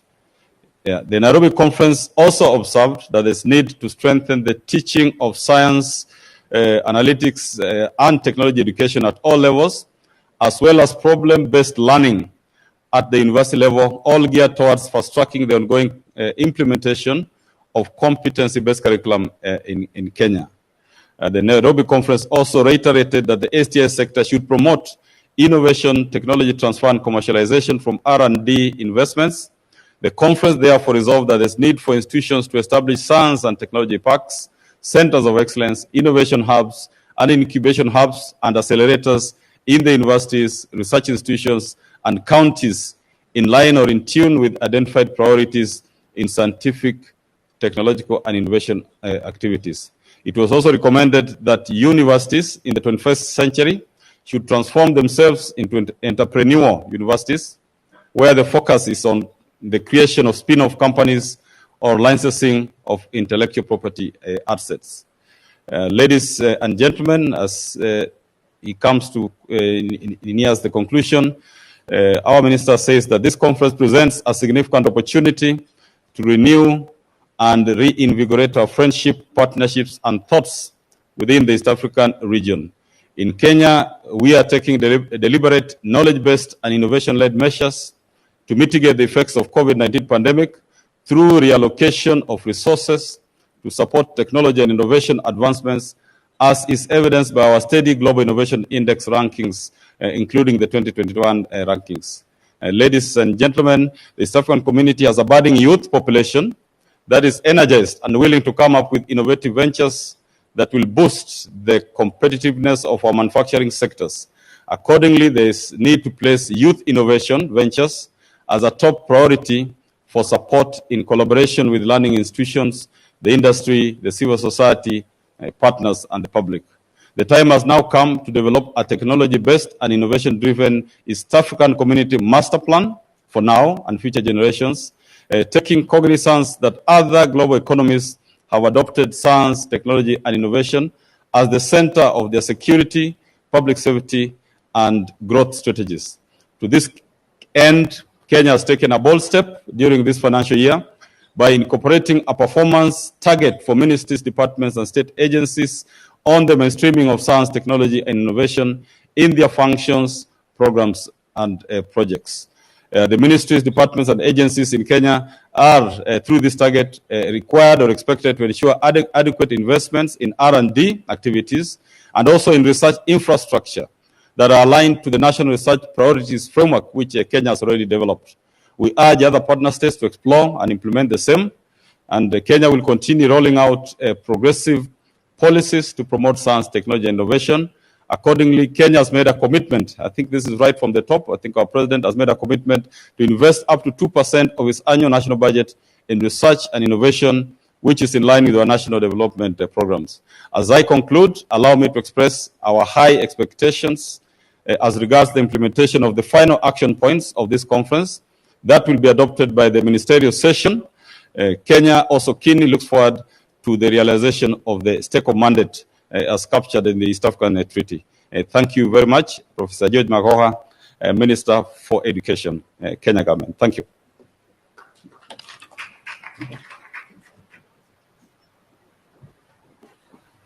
Thank you, Professor Oyawa, for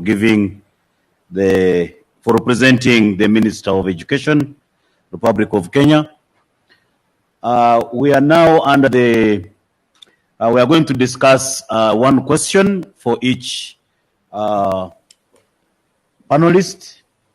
Would like to know your recommendations of science, technology, and innovation towards the pandemic, COVID-19, on how ESTECO, Inter-University Council, and the EAC at large can develop applications under science, technology, and innovations to help in curbing down the spread and also the infections of COVID-19 and also the recovery from the pandemic, COVID-19.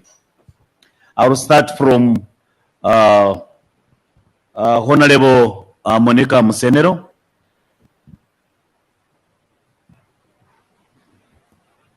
Is she still online? Yes, I am.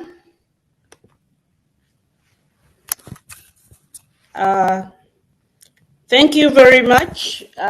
May I request that you repeat I captured only one or two of them so that I can address. Could you kindly repeat the question, the comment, the issues you want me to highlight? Issues you want me to highlight.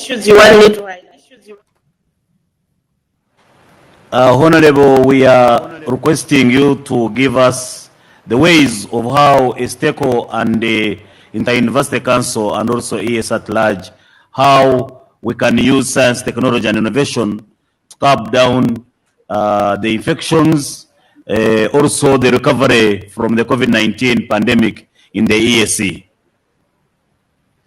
Okay, thank you very much.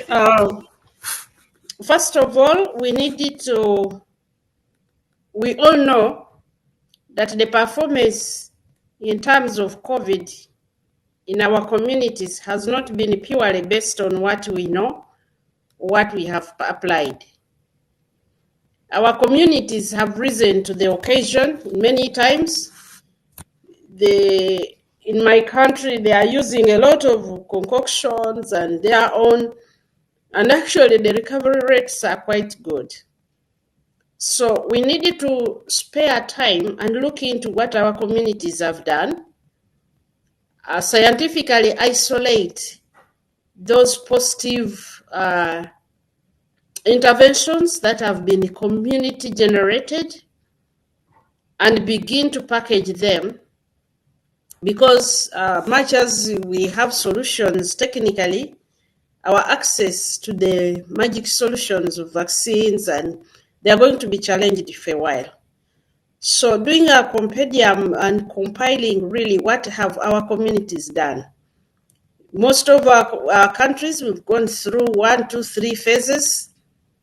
And though we have lost some people, we know that there are people who have recovered and they have done a combination of things. Up to this point, we don't have solutions which are bullet, that this is the single bullet. Even when you're vaccinated, you can still get the infection. So how can we harness the knowledge from our communities and the practices? Also, our medical people, they have survived by putting together combinations. We need to have a documentation of what has worked for us. Number 2, we need to decisively start research, purposeful, productive research. We need to utilize this COVID situation to ignite our capacity to produce generic tools like vaccines. We may not be in time to sell a vaccine, but once we have a pathway that produces a vaccine, we are going to be able to address similar issues in the future, because we will have a path that we have trodden to walk through. Number 3, I already gave that in my presentation. I think STECO should put in place a think tank. You should put in place a think tank that enables all these scientists who have been here in this conference, and even those who didn't make it, to continue to dialogue and contribute to prioritization of solutions in the region. Some of them will come from the science we know. Some of them will come from the analysis of what our communities have done. How do we go about it until we reach a point and say, these 2, 3 solutions are worth each one of us investigating and making sure that we are able to find some solutions. I think that if we can follow some of those will be very, very practical. And lastly, we need to get onto, I really loved the value chain analysis from Rwanda. It illustrated what I meant by value chain analysis. We need as a region to come together and do value chain analysis and identify priorities that we should focus our STI on, especially in view of COVID, not only as a public health threat, but as an opportunity for us to get into markets where we were previously so encumbered that we could not get there. So those would be my quick recommendations, very practical, that we come together in a practical way, even without yet the policies and those things, but so that we can address issues, but also this is the time for us to lay down a clear strategy of what we have grabbed. The African Union, CDC, Africa CDC has been pushing the issue of vaccine manufacturing on the continent. This is a time for us to come together as a bloc and we see how do we harness that value chain. How do we, manufacturing a vaccine is more than producing a molecule.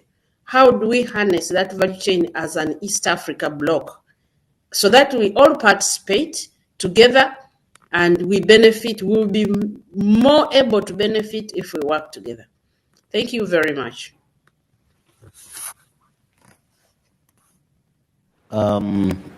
Professor James Modo, are you still online?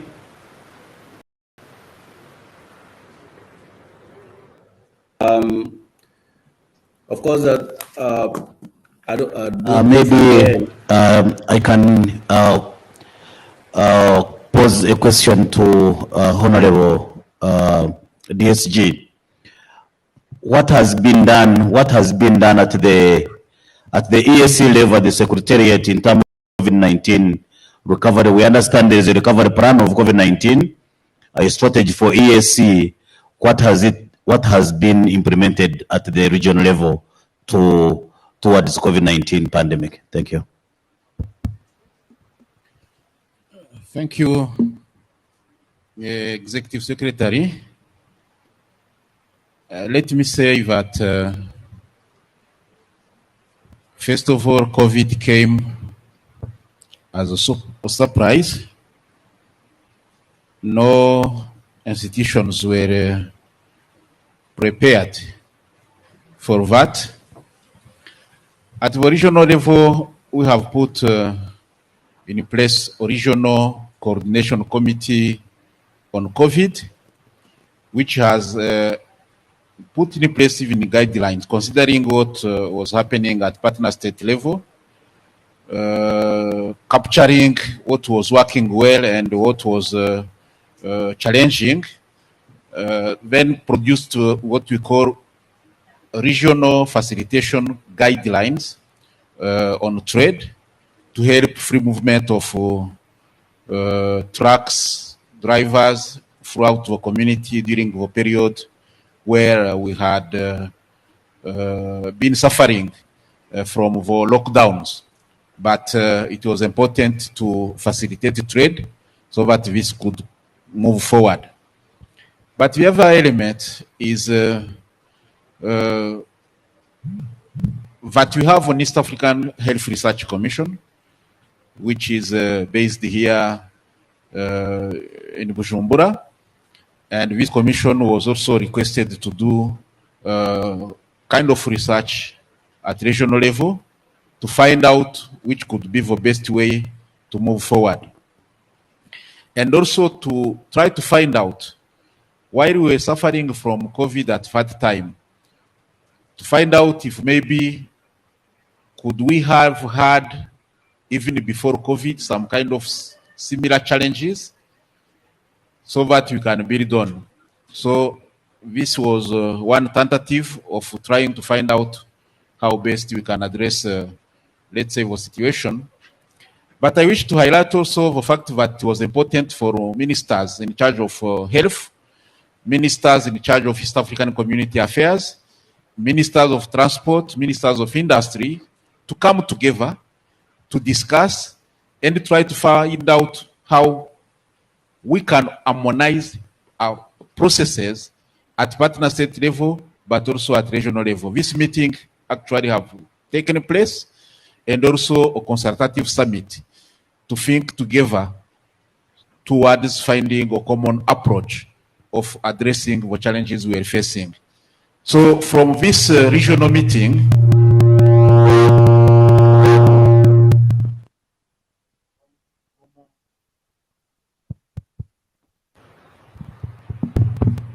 from this regional meeting, there were some kind of, let's say, directives, but also common positions which were taken by our partner state to address the pandemic because it does not have any border. The other element which was important at the East African community level, we have been able to mobilize funds so that we could support partner states to address the challenges we were facing. Mobile labs were distributed in all partner states. Here in Burundi, there was one which was sent, one in Rwanda, one in South Sudan, 2 in Uganda, 2 in Kenya, and 2 in the United Republic of Tanzania. These mobile labs, which are actually of high capacity and which could be giving appropriate results, are the one actually which were utilized especially for cross-border people, where we were testing this COVID pandemic to allow for free movement to continue in our partner state. And I can say that trainings were also done for experts who were at partner state level, but they were trained at regional level, so that they can go back. They were trainers to go back and train at national level, so that we can have a pool of people to address the challenge. And these trainings which were done actually have helped partner state to move forward addressing the challenges they were facing at partner state level. And you remember also at airports or airport staff, being medical and others, were trained in that framework to allow people to protect themselves, but protect also and to see how to handle travelers in this pandemic period.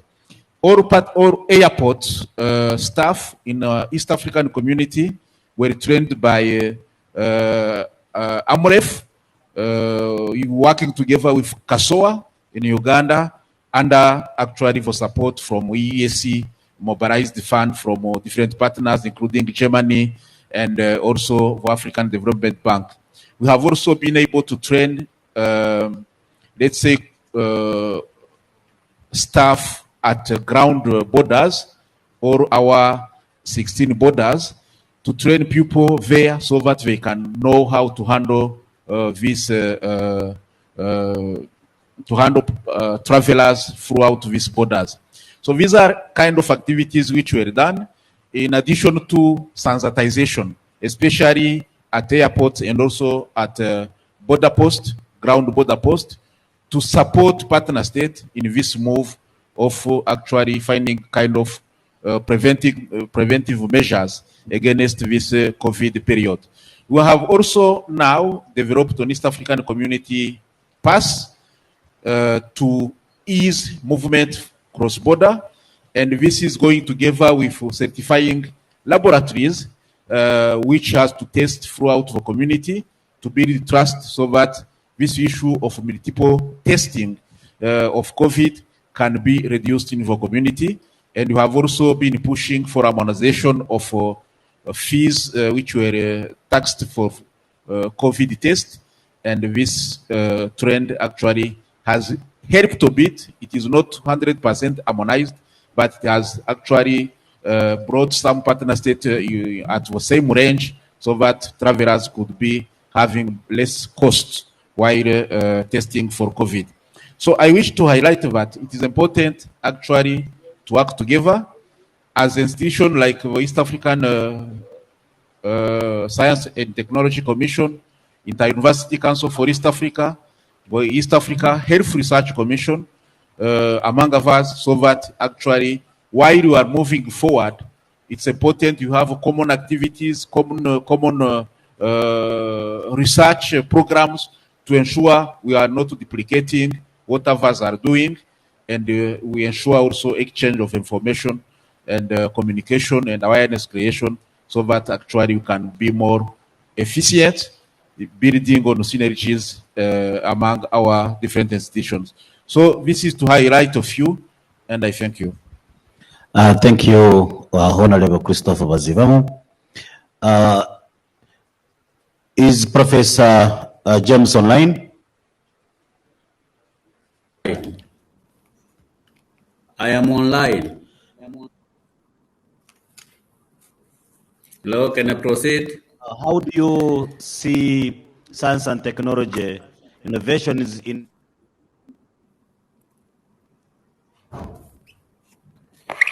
Come again, you are lost.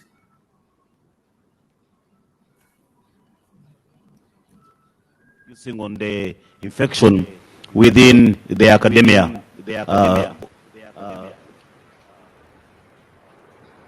I lost you. Can you come again, please? I was posing a question to you that how do you apply science, technology, and innovation in the academia to curb down the pandemic, the COVID-19 pandemic, and see the recovery from the academia sector? Oh, well, thank you very much for the question. One thing I would like to put forward is that we do have what we call indigenous knowledge. Our region is very rich in natural products, especially plants that can provide medication. We are very rich in that, and we have people who are knowledgeable and they know which plant treats what. These are indigenous people. What we have found out during the COVID pandemic is that the indigenous people are coming up with their own kind of medication, which has helped us to a certain extent. The so-called concoctions, if I borrow the word from the Honorable Mon cautious. We use them with, some successes to a certain extent. We found out that if I call them discoverers of these concoctions that were useful, did not receive much help and much recognition from researchers, especially medical researchers. So what I would like to put forward is that for medical researchers from universities, from research and development institutions, from institutions like ours, the National Institute of Medical Research, to work hand in hand with indigenous people to try and map out what is good, what helped us to a certain extent, and try to develop it, can come up with a product that can help us in the future. So collaboration between researchers and indigenous people was lacking. I think this is important in order to make use of the rich resources that we have as far as natural products are concerned. This is one important aspect that I think is very important. But I would like also to comment again. I commented, but I want to comment again on the research in production of vaccine for the COVID-19. I think there's a saying that if you go alone, of course, you go fast, but if you go together, then you go far. We have individual efforts. These efforts do not take us very far. They will take us, maybe we'll try very fast. But if we work together as a community, as an East African community, if we put heads together pool resources together, our own vaccine, and then, as I heard from again, of course, collaborating with multinationals who have got money, then that will be easy. But at least you have to have a starting point. So again, collaboration here. Those are my remarks on that. Thank you. Back to you. Thank you, Professor. Dr. Saidi Ngoga, are you online? Yes.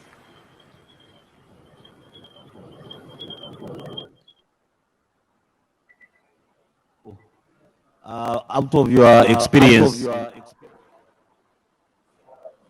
Rwanda under the reserve, what do you recommend to institutions like Inter-University Council under the academic sector, and also Science and Technology and Commission based in Rwanda, to implement in terms of science and technology and innovation applications for COVID-19 recovery strategies in the EAC region?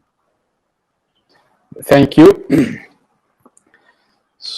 Yes, I think yes, my colleague has already mentioned that, like the fragmented approach will just perpetuate the gaps that we realized previously, and that is the main lesson learned. So I think the way to go is really multi-stakeholders collaboration and really making sure the coordination function is well, and really big emphasis on that coordination function that either at least the science commissions has been playing, be it at the regional or the country level. And this, again, even if we are putting the vaccine now, but we still need to tap into these cutting edge technologies. Previously, we see that they're already far from us. These are like artificial intelligence, these are like blockchain, all these cutting edge technologies that the West or other economic countries they could even go far because they have already those infrastructure. But we, in our case, we don't have this type of infrastructure.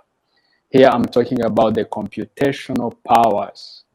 These are really heavy algorithm that requires heavy computational resources, heavy storage resources. And if you look at the cost of hosting, so everything will require really have this consultation approach of how do we make this type of infrastructure in the hands of the innovators or the young researchers who are emerging. And also, I want also to add one more layer, and this is also the funding, because again, to really, for our innovators, yes, they will have access to the infrastructure, they will have, but also if we could have, today we are talking about the innovation hubs, the ecosystems, but really little is happening in terms of regional or opening borders. They are still city-centric. We'll have like innovation just here in Kigali or few in Kenya's other theirs. But how do we come up with really innovation? Because we saw that collaboration, distance, COVID teach us something, that distance is really not a big issue. We can achieve much by leveraging technology.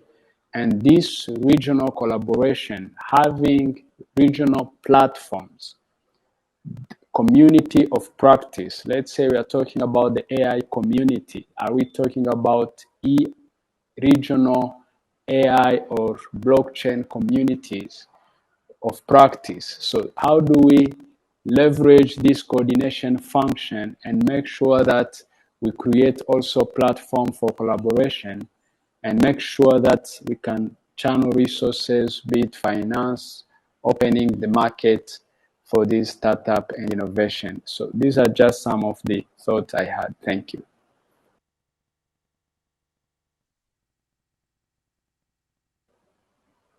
Goes to Professor Walter Oyawa. What ecosystems, innovation ecosystems, would you recommend in the EAC region for the pandemic COVID-19 and its recovery for the EAC citizens? Yes. Yes. Thank you. Thank you very much, Executive Secretary. I think my thoughts are similar to what the keynote speaker had. The Honorable Minister for Science, Technology and Innovation of Uganda. One, of course, we must recognize that COVID-19 is an emergency, and emergency requires emergency measures. We cannot create our systems in a normal way to handle the pandemic, which is an emergency. So we'd want the innovation ecosystem, of course, I say, to adopt the multi-sector approach. Mandatory. People normally don't come together to work unless there's something which value proposition or a force. So there needs to be at the very highest level of the EAC a decision of how we're going to work together, starting from, as I talk about the STI ecosystem, from the very top, maybe an STI council. Below that, you have a think tank group, as the Honorable Minister mentioned. Below that, you have a consortia. In Kenya now, we have a natural research priorities framework which has been approved, but agencies are being forced to work together. In fact, the National Treasury is being guided to channel the funding only through those consortia. And the consortia are focusing on our President's Big Four agenda, which includes now COVID. So when you direct the resources to where there's a challenge, then it will work. And then it will also remove the element of this silo and people working in different. There has to be a forced mechanism, a decision made that funding is only go to a certain area. The other aspect which is coming out of COVID, you've talked of recovery. In Kenya, we have been told not to talk of recovery because we don't know when it will end. We're just seeing the numbers are going very high in Russia. So we'd rather focus on the situation we have. It's the experts in that area, I'm not in that area, call it endemic. If we start talking about the recovery, we might be planning for a future which we might never arrive at. We might all perish along the route. So let's focus on the situation as it is now. What do we need to do? And when we decide these priorities, then definitely one of them will be the homegrown solutions, which I think everybody has talked about here. And how are we going to go about those homegrown solutions? It is probably where we need the experts now, the think tank, to give us a framework on how we enforce those homegrown solutions. China came up with alternative medicine, where I'm told even a doctor will give you two options. This is the taught science, and this is the traditional. So choose. So if you have malaria, it's like you have two options. Why can't that be a policy within the East African region? In Kenya now, we have people who come from our coastal area, and maybe they could be here. I'm not from there, but I'm told they use the neem plant. Just boil it and breathe it in, and it's working for them. So I'm seeing the credibility of science, technology, innovation is a test when experts will go out there and say it can't work, and the people know it is working, and it has been working for 100 years. Our credibility is under question. When you tell people that one has not been tested, don't use it, but they're using it and it is working. So this is the kind of voice that we need from the EAC and even partner states.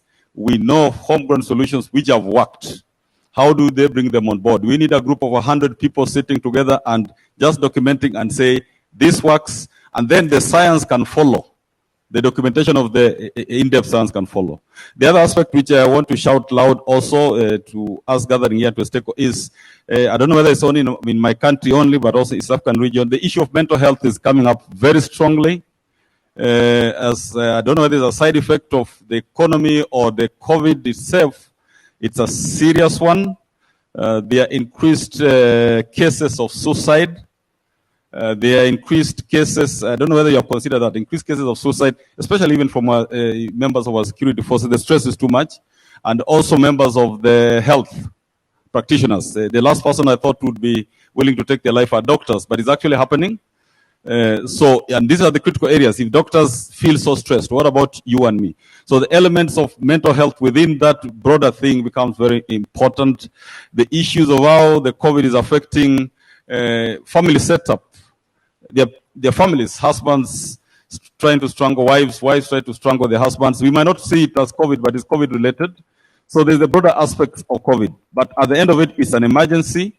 We cannot go through the normal meetings, and it's an emergency. So what do we do about an emergency first? And then we put our plans in order. And we seek guidance from these think tanks that need to be created. Africa Academy of Sciences, I think, is heavily funded. And therefore, from the word go, I think I saw they had think tanks. And that's why my plea to partner states is that there should be a deliberate funding to a stake one, IUCA. Without the heads of state meeting, which come, without them being informed the critical need to have a deliberate investments on our key organs that are there, the secretariat, then will be challenging. And then the secretariat cannot deliver this. The secretariat's work is to coordinate the team of experts from the different partner states, including benchmarking.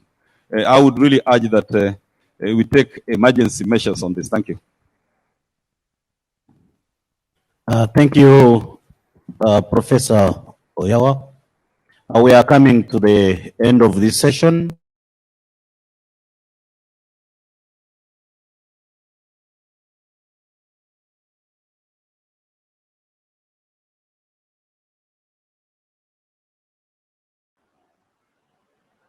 The next conference will be held in September 20. It's by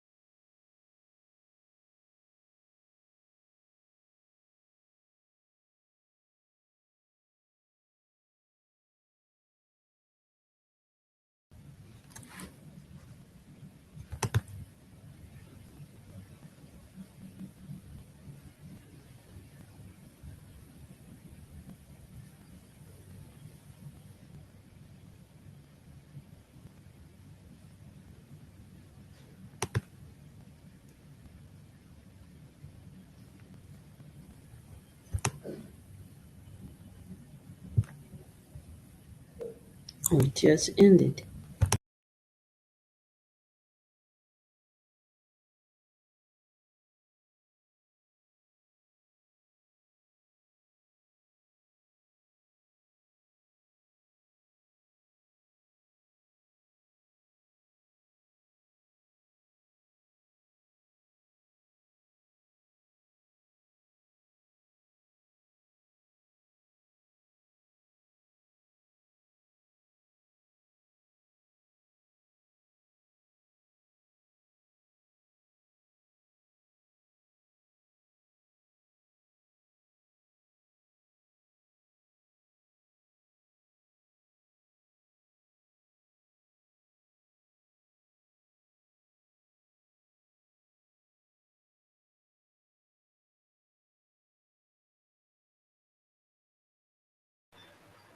I take this opportunity to confirm on behalf of the organizers and partners that the conference objectives were made, and allow me to congratulate you all, and especially the partner states, sponsors, speakers, moderators, conference participants, to name but a few, for the job done and well done.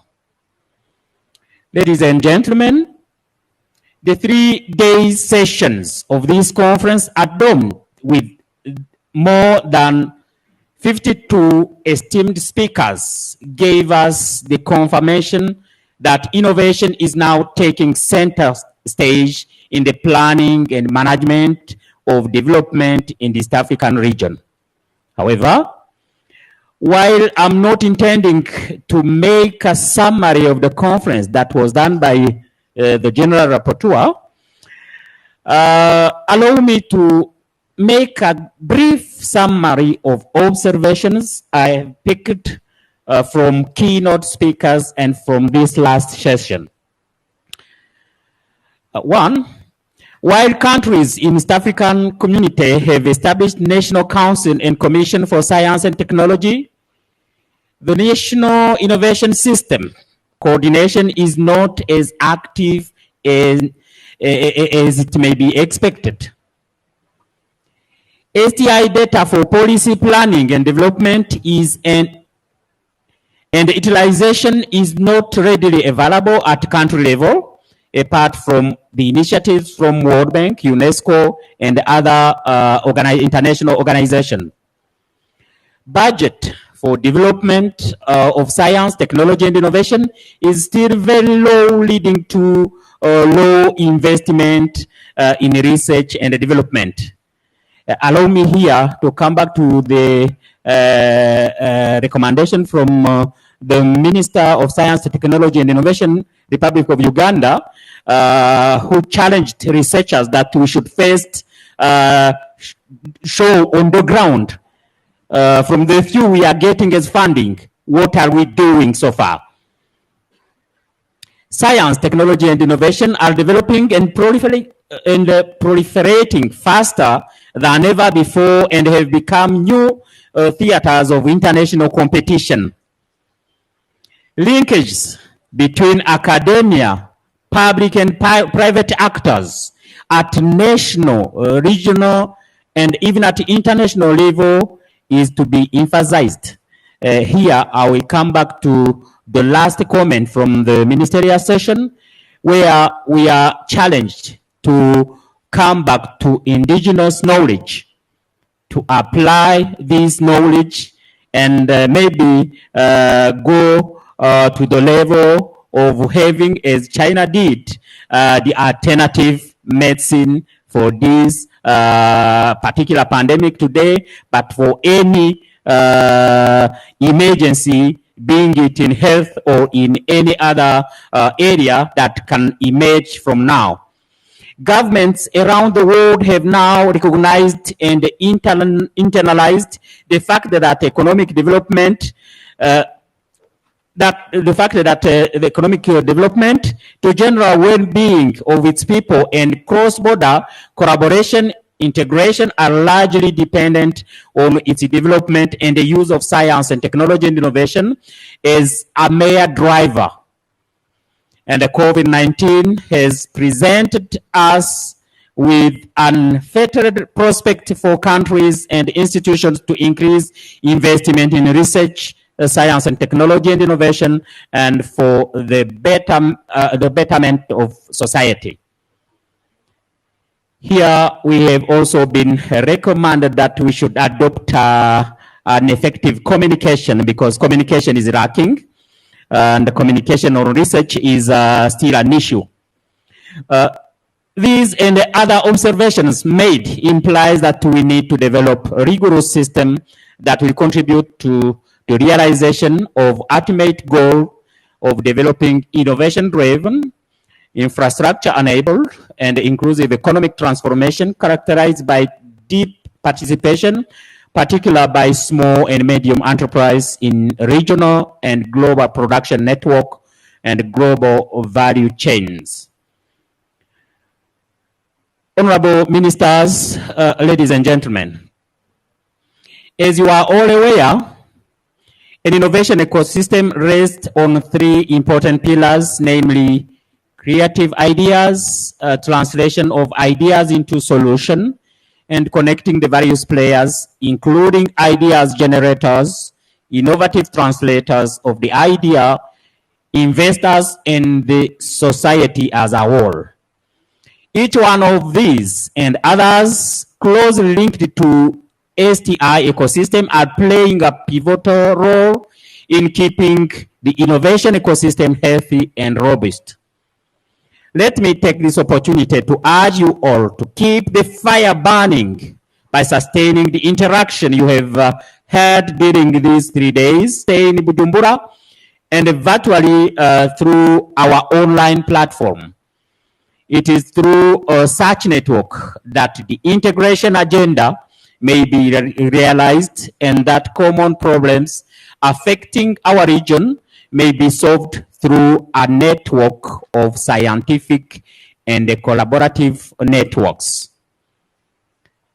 Honorable Ministers, ladies and gentlemen, this conference has just given us the opportunity to listen to the best practice in other countries, as well as feel the pulse of the business firms and industries who also shared their thought on science and technology and innovation. We saw from content of the papers presented that innovation is becoming strongly linked to a country's development, and that without science, technology, and innovation, our countries will not match up with the pace and the speed with which developed countries embracing STI are moving.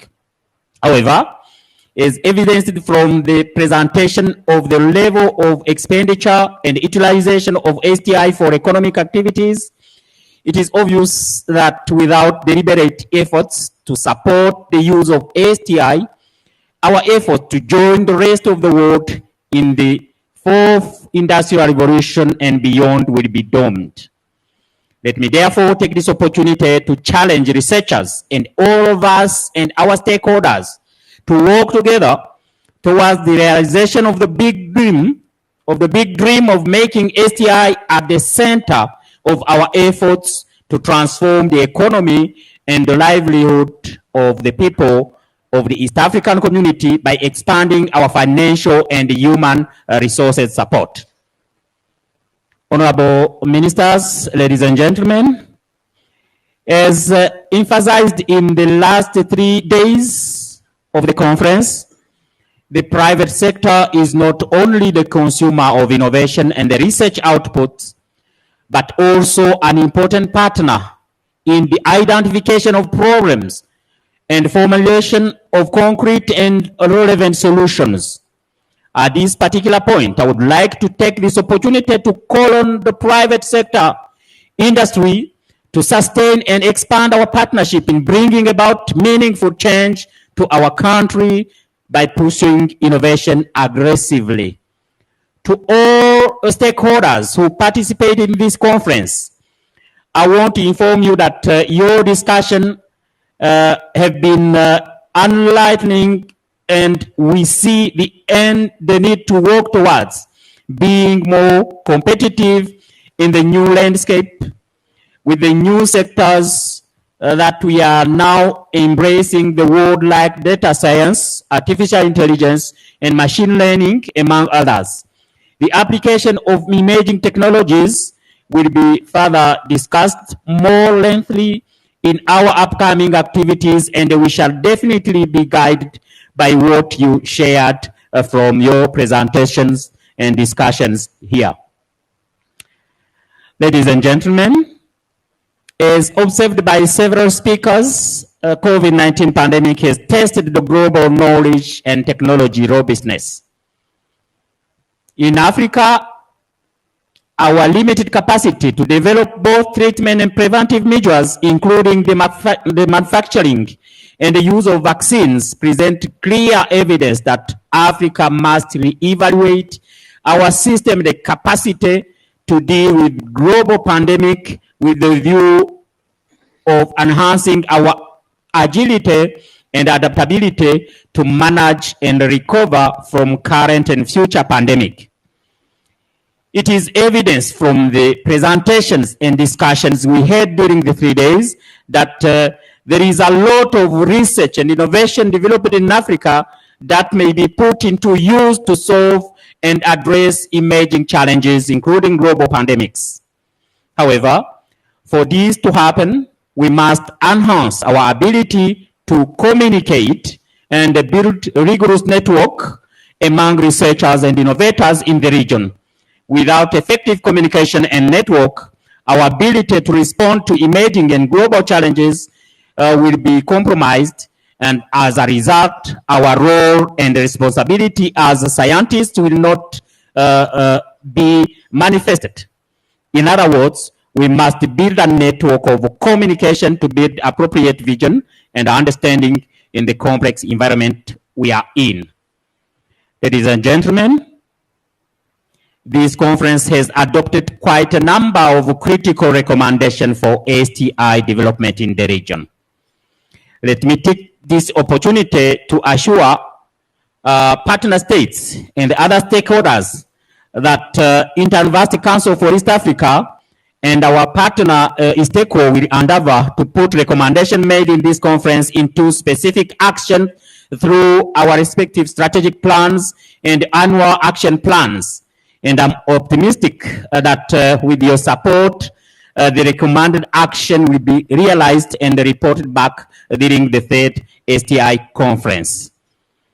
Honorable ministers, ladies and gentlemen, I was not intending to make a long speech that is becoming too long. Allow me just to conclude at this particular juncture by thanking you all for your support and contribution throughout the conference. And in particular, I would like to thank partner states for their continued support in terms of policy, in terms of strategic guidance for the development of STI in the region. I would like to thank their excellencies, ministers, who participated in this ministerial session. I would like to thank the Republic of Burundi for hosting this conference and facilitation of delegates who attend this conference physically in Bujumbura. I would like also to thank keynote speakers and presenters for preparing world-class presentation and leading in the discussion of pertinent issues affecting our STI ecosystem. I would like to thank moderators of the thematic sessions who are highly appreciated for their leadership in the moderation of the sessions. I would like to thank the Regional Steering Committee with representatives from partner states for their effort to make this conference possible. I would like also to thank the local organizing committee. I would like to thank the technical team from Inter-University Council and from ISTECO for their technical support and perseverance throughout the conference. I would like to thank the ICT team from our service providers for ensuring that the meeting is done through virtual and physical platforms. And I know it is not easy to list each and everybody involved. Allow me to thank all of you who I have not listed for your support and contribution. And I thank you so much, and God bless you.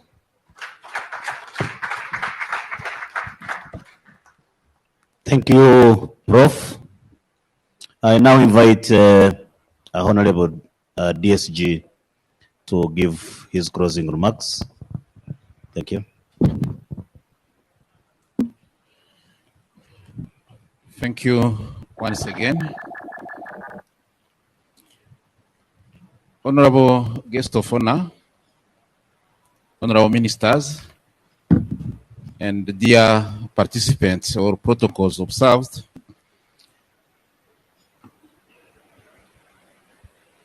I wish to take this opportunity again on behalf of East African Community Secretary General, Dr.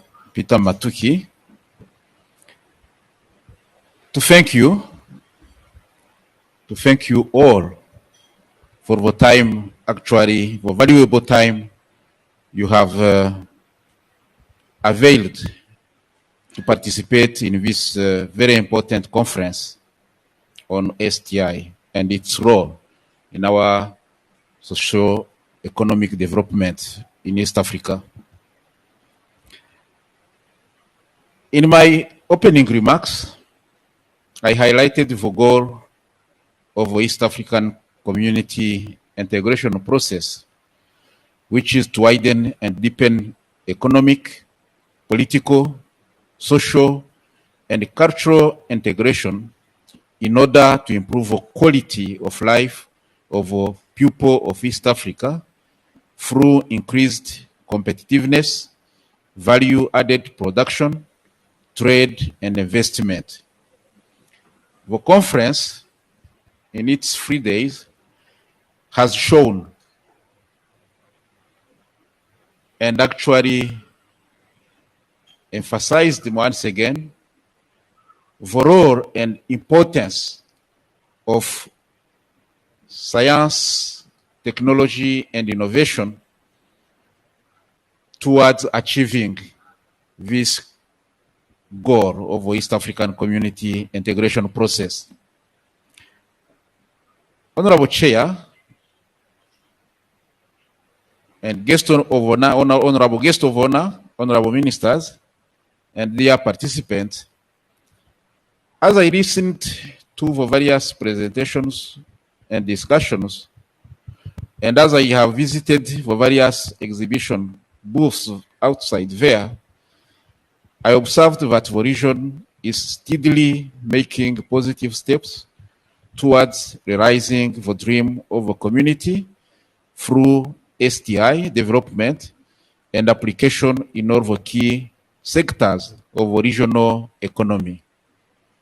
The message here is that we are coming from far. We have got some achievement. The way is still long, but it is possible to achieve the end.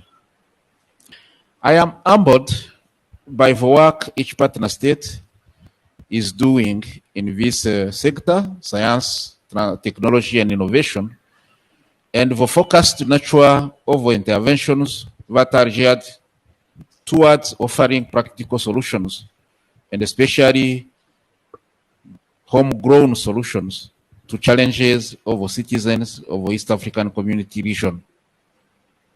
I wish to highlight just a few.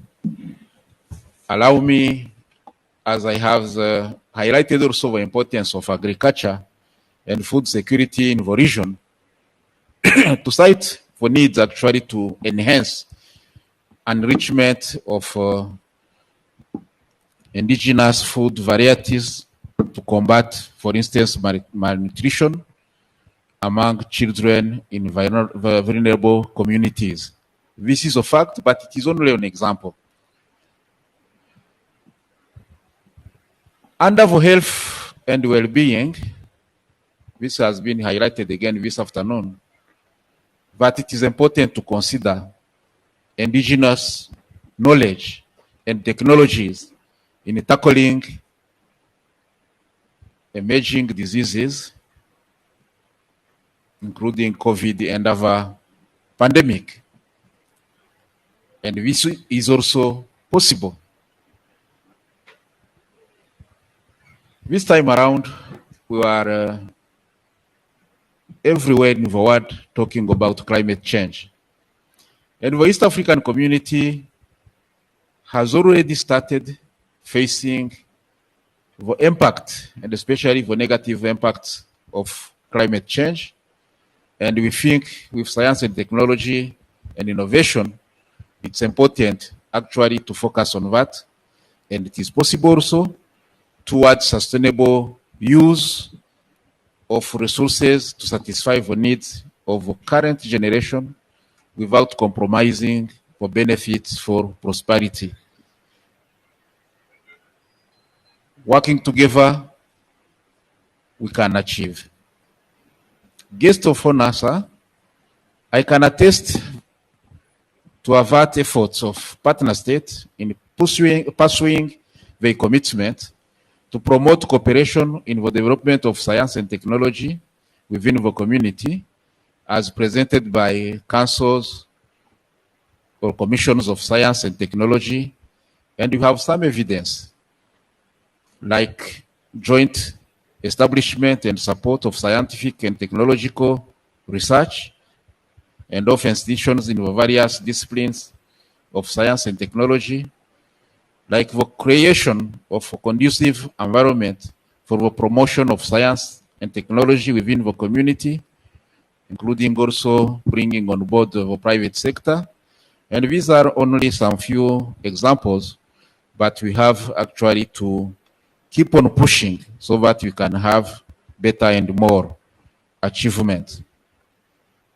Guest of honor has already highlighted the East African Community Common Market Protocol also accords science and technology and innovation significant prominence as a driver for economic growth. In this respect, we have been remarkably informed by the conference that the community, through partner state, is aggressively taking effort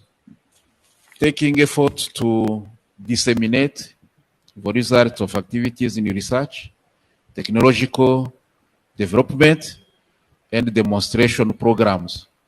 And we have here and there kind of incubation centers, kind of regional centers of excellence. This is also among a few which is being put in place, targeting the use of science and technology for our sustainable socio-economic development.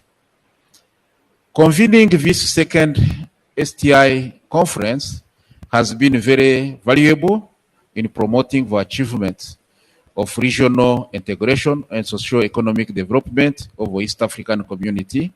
And we commend once again ISTECO and the Inter-University Council for East Africa, calling later on collaboration and strong collaboration with the East African Community Health Research Commission for having actually brought us together and then sharing this kind of experiences, what is happening here and there, the challenges we are facing here and there, and appropriate recommendations to move forward better than ever before.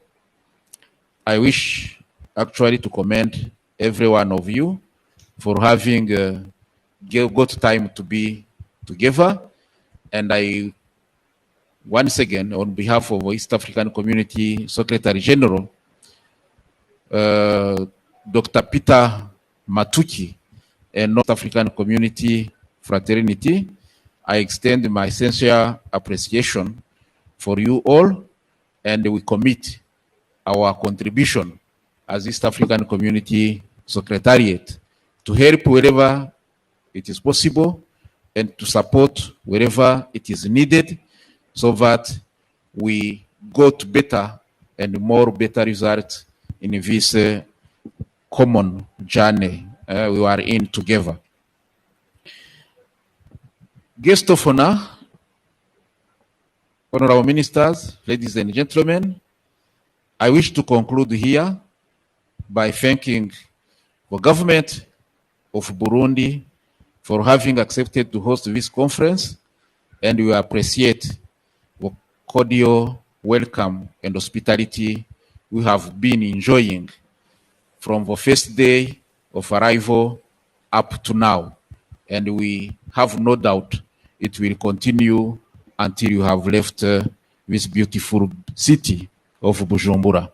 So thank you once again, and let us move forward together, and together we shall be strong. Thank you very much. Thank you, Honorable DSG. I now invite the chief guest to give his closing remarks, and he closes our conference. Thank you.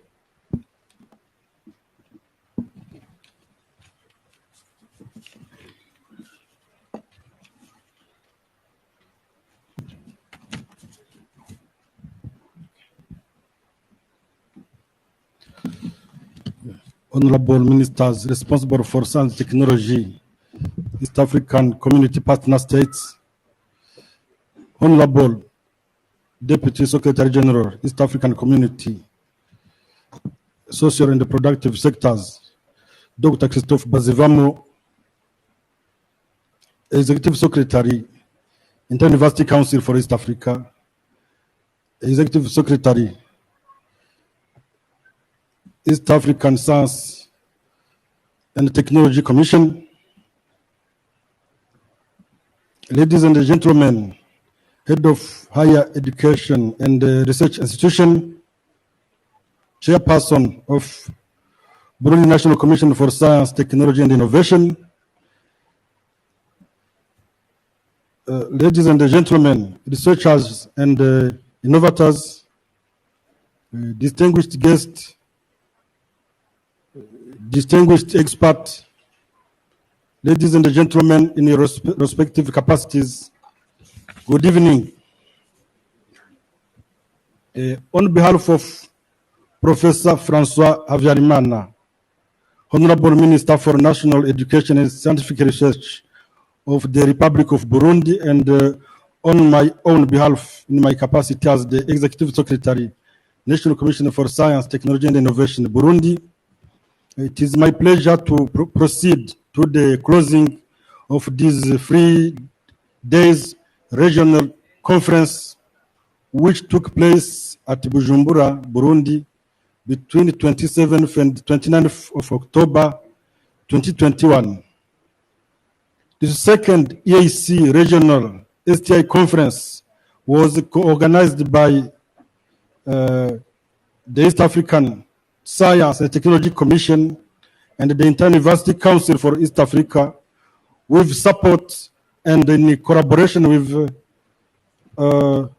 science, technology and innovation stakeholders in the region and globally, including GIZ, ministries responsible for STI, and National Commission or Councils of Science and Technology.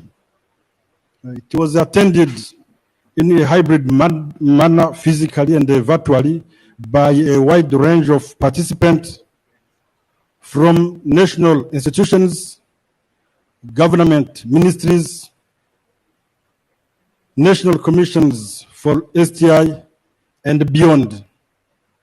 Note that also youth was very represented at this event, which is a sound indicator for the region.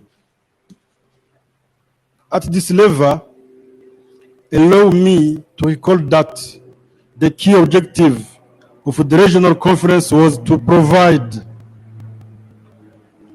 a platform for information and knowledge sharing through conference presentations, and publication. The audience got a good opportunity to attend about 5 plenary sessions under the following themes.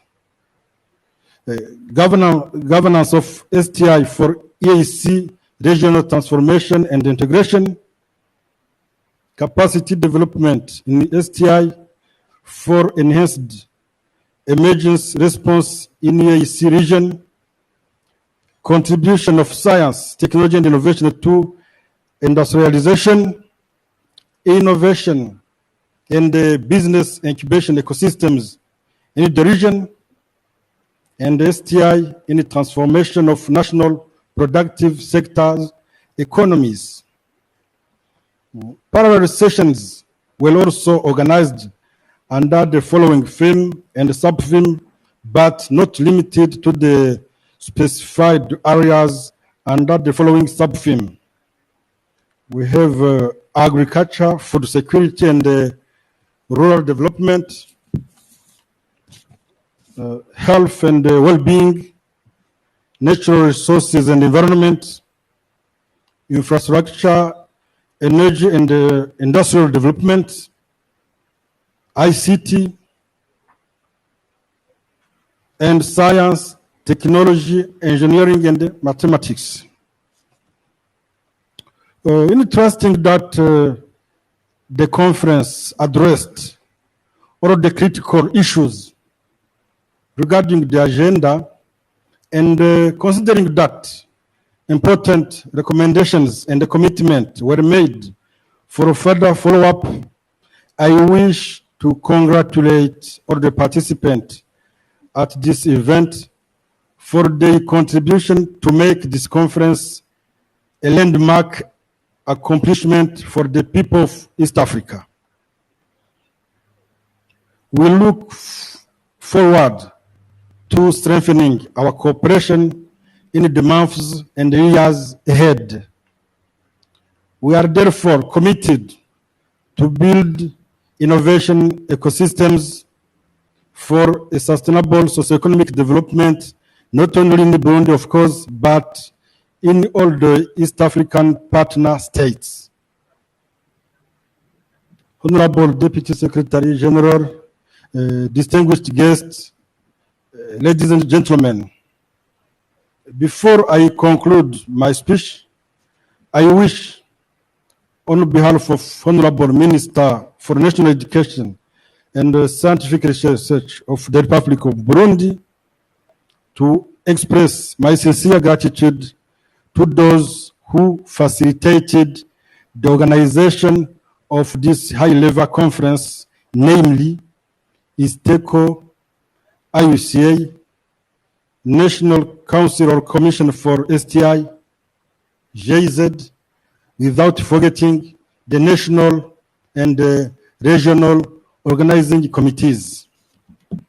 Thank you to all dear participants for your valuable contributions, and in a special way, our guests from Kenya, Tanzania, Uganda, and Rwanda, South Sudan. They attended virtually, yes. During your stay, you discovered that Burundi is peaceful and has many opportunities for those who might be interested in investing in research development, STI, industry, services, and other productive sectors. I wish you safe journey back home. I do hope that you enjoyed the Burundian legendary hospitality and the wonderful beaches along the shore of the Lake Tanganyika. And of course, its delicious endemic fish species. Should you need to extend your visa, feel free to contact us. Our services should provide needed assistance. It is with that sincere belief that I declare, on behalf of Honorable Minister for National Education and Scientific Research, Republic of Burundi, closed the regional conference dedicated to the whole of STI in EAC regional integration and socio-economic development in the face of COVID-19 pandemic. May God bless you. Long live the East African community. Long live cooperation. Long live Burundi. I thank you. Asante sana. Merci beaucoup. Mwebale nnyo. Murakoze cyane.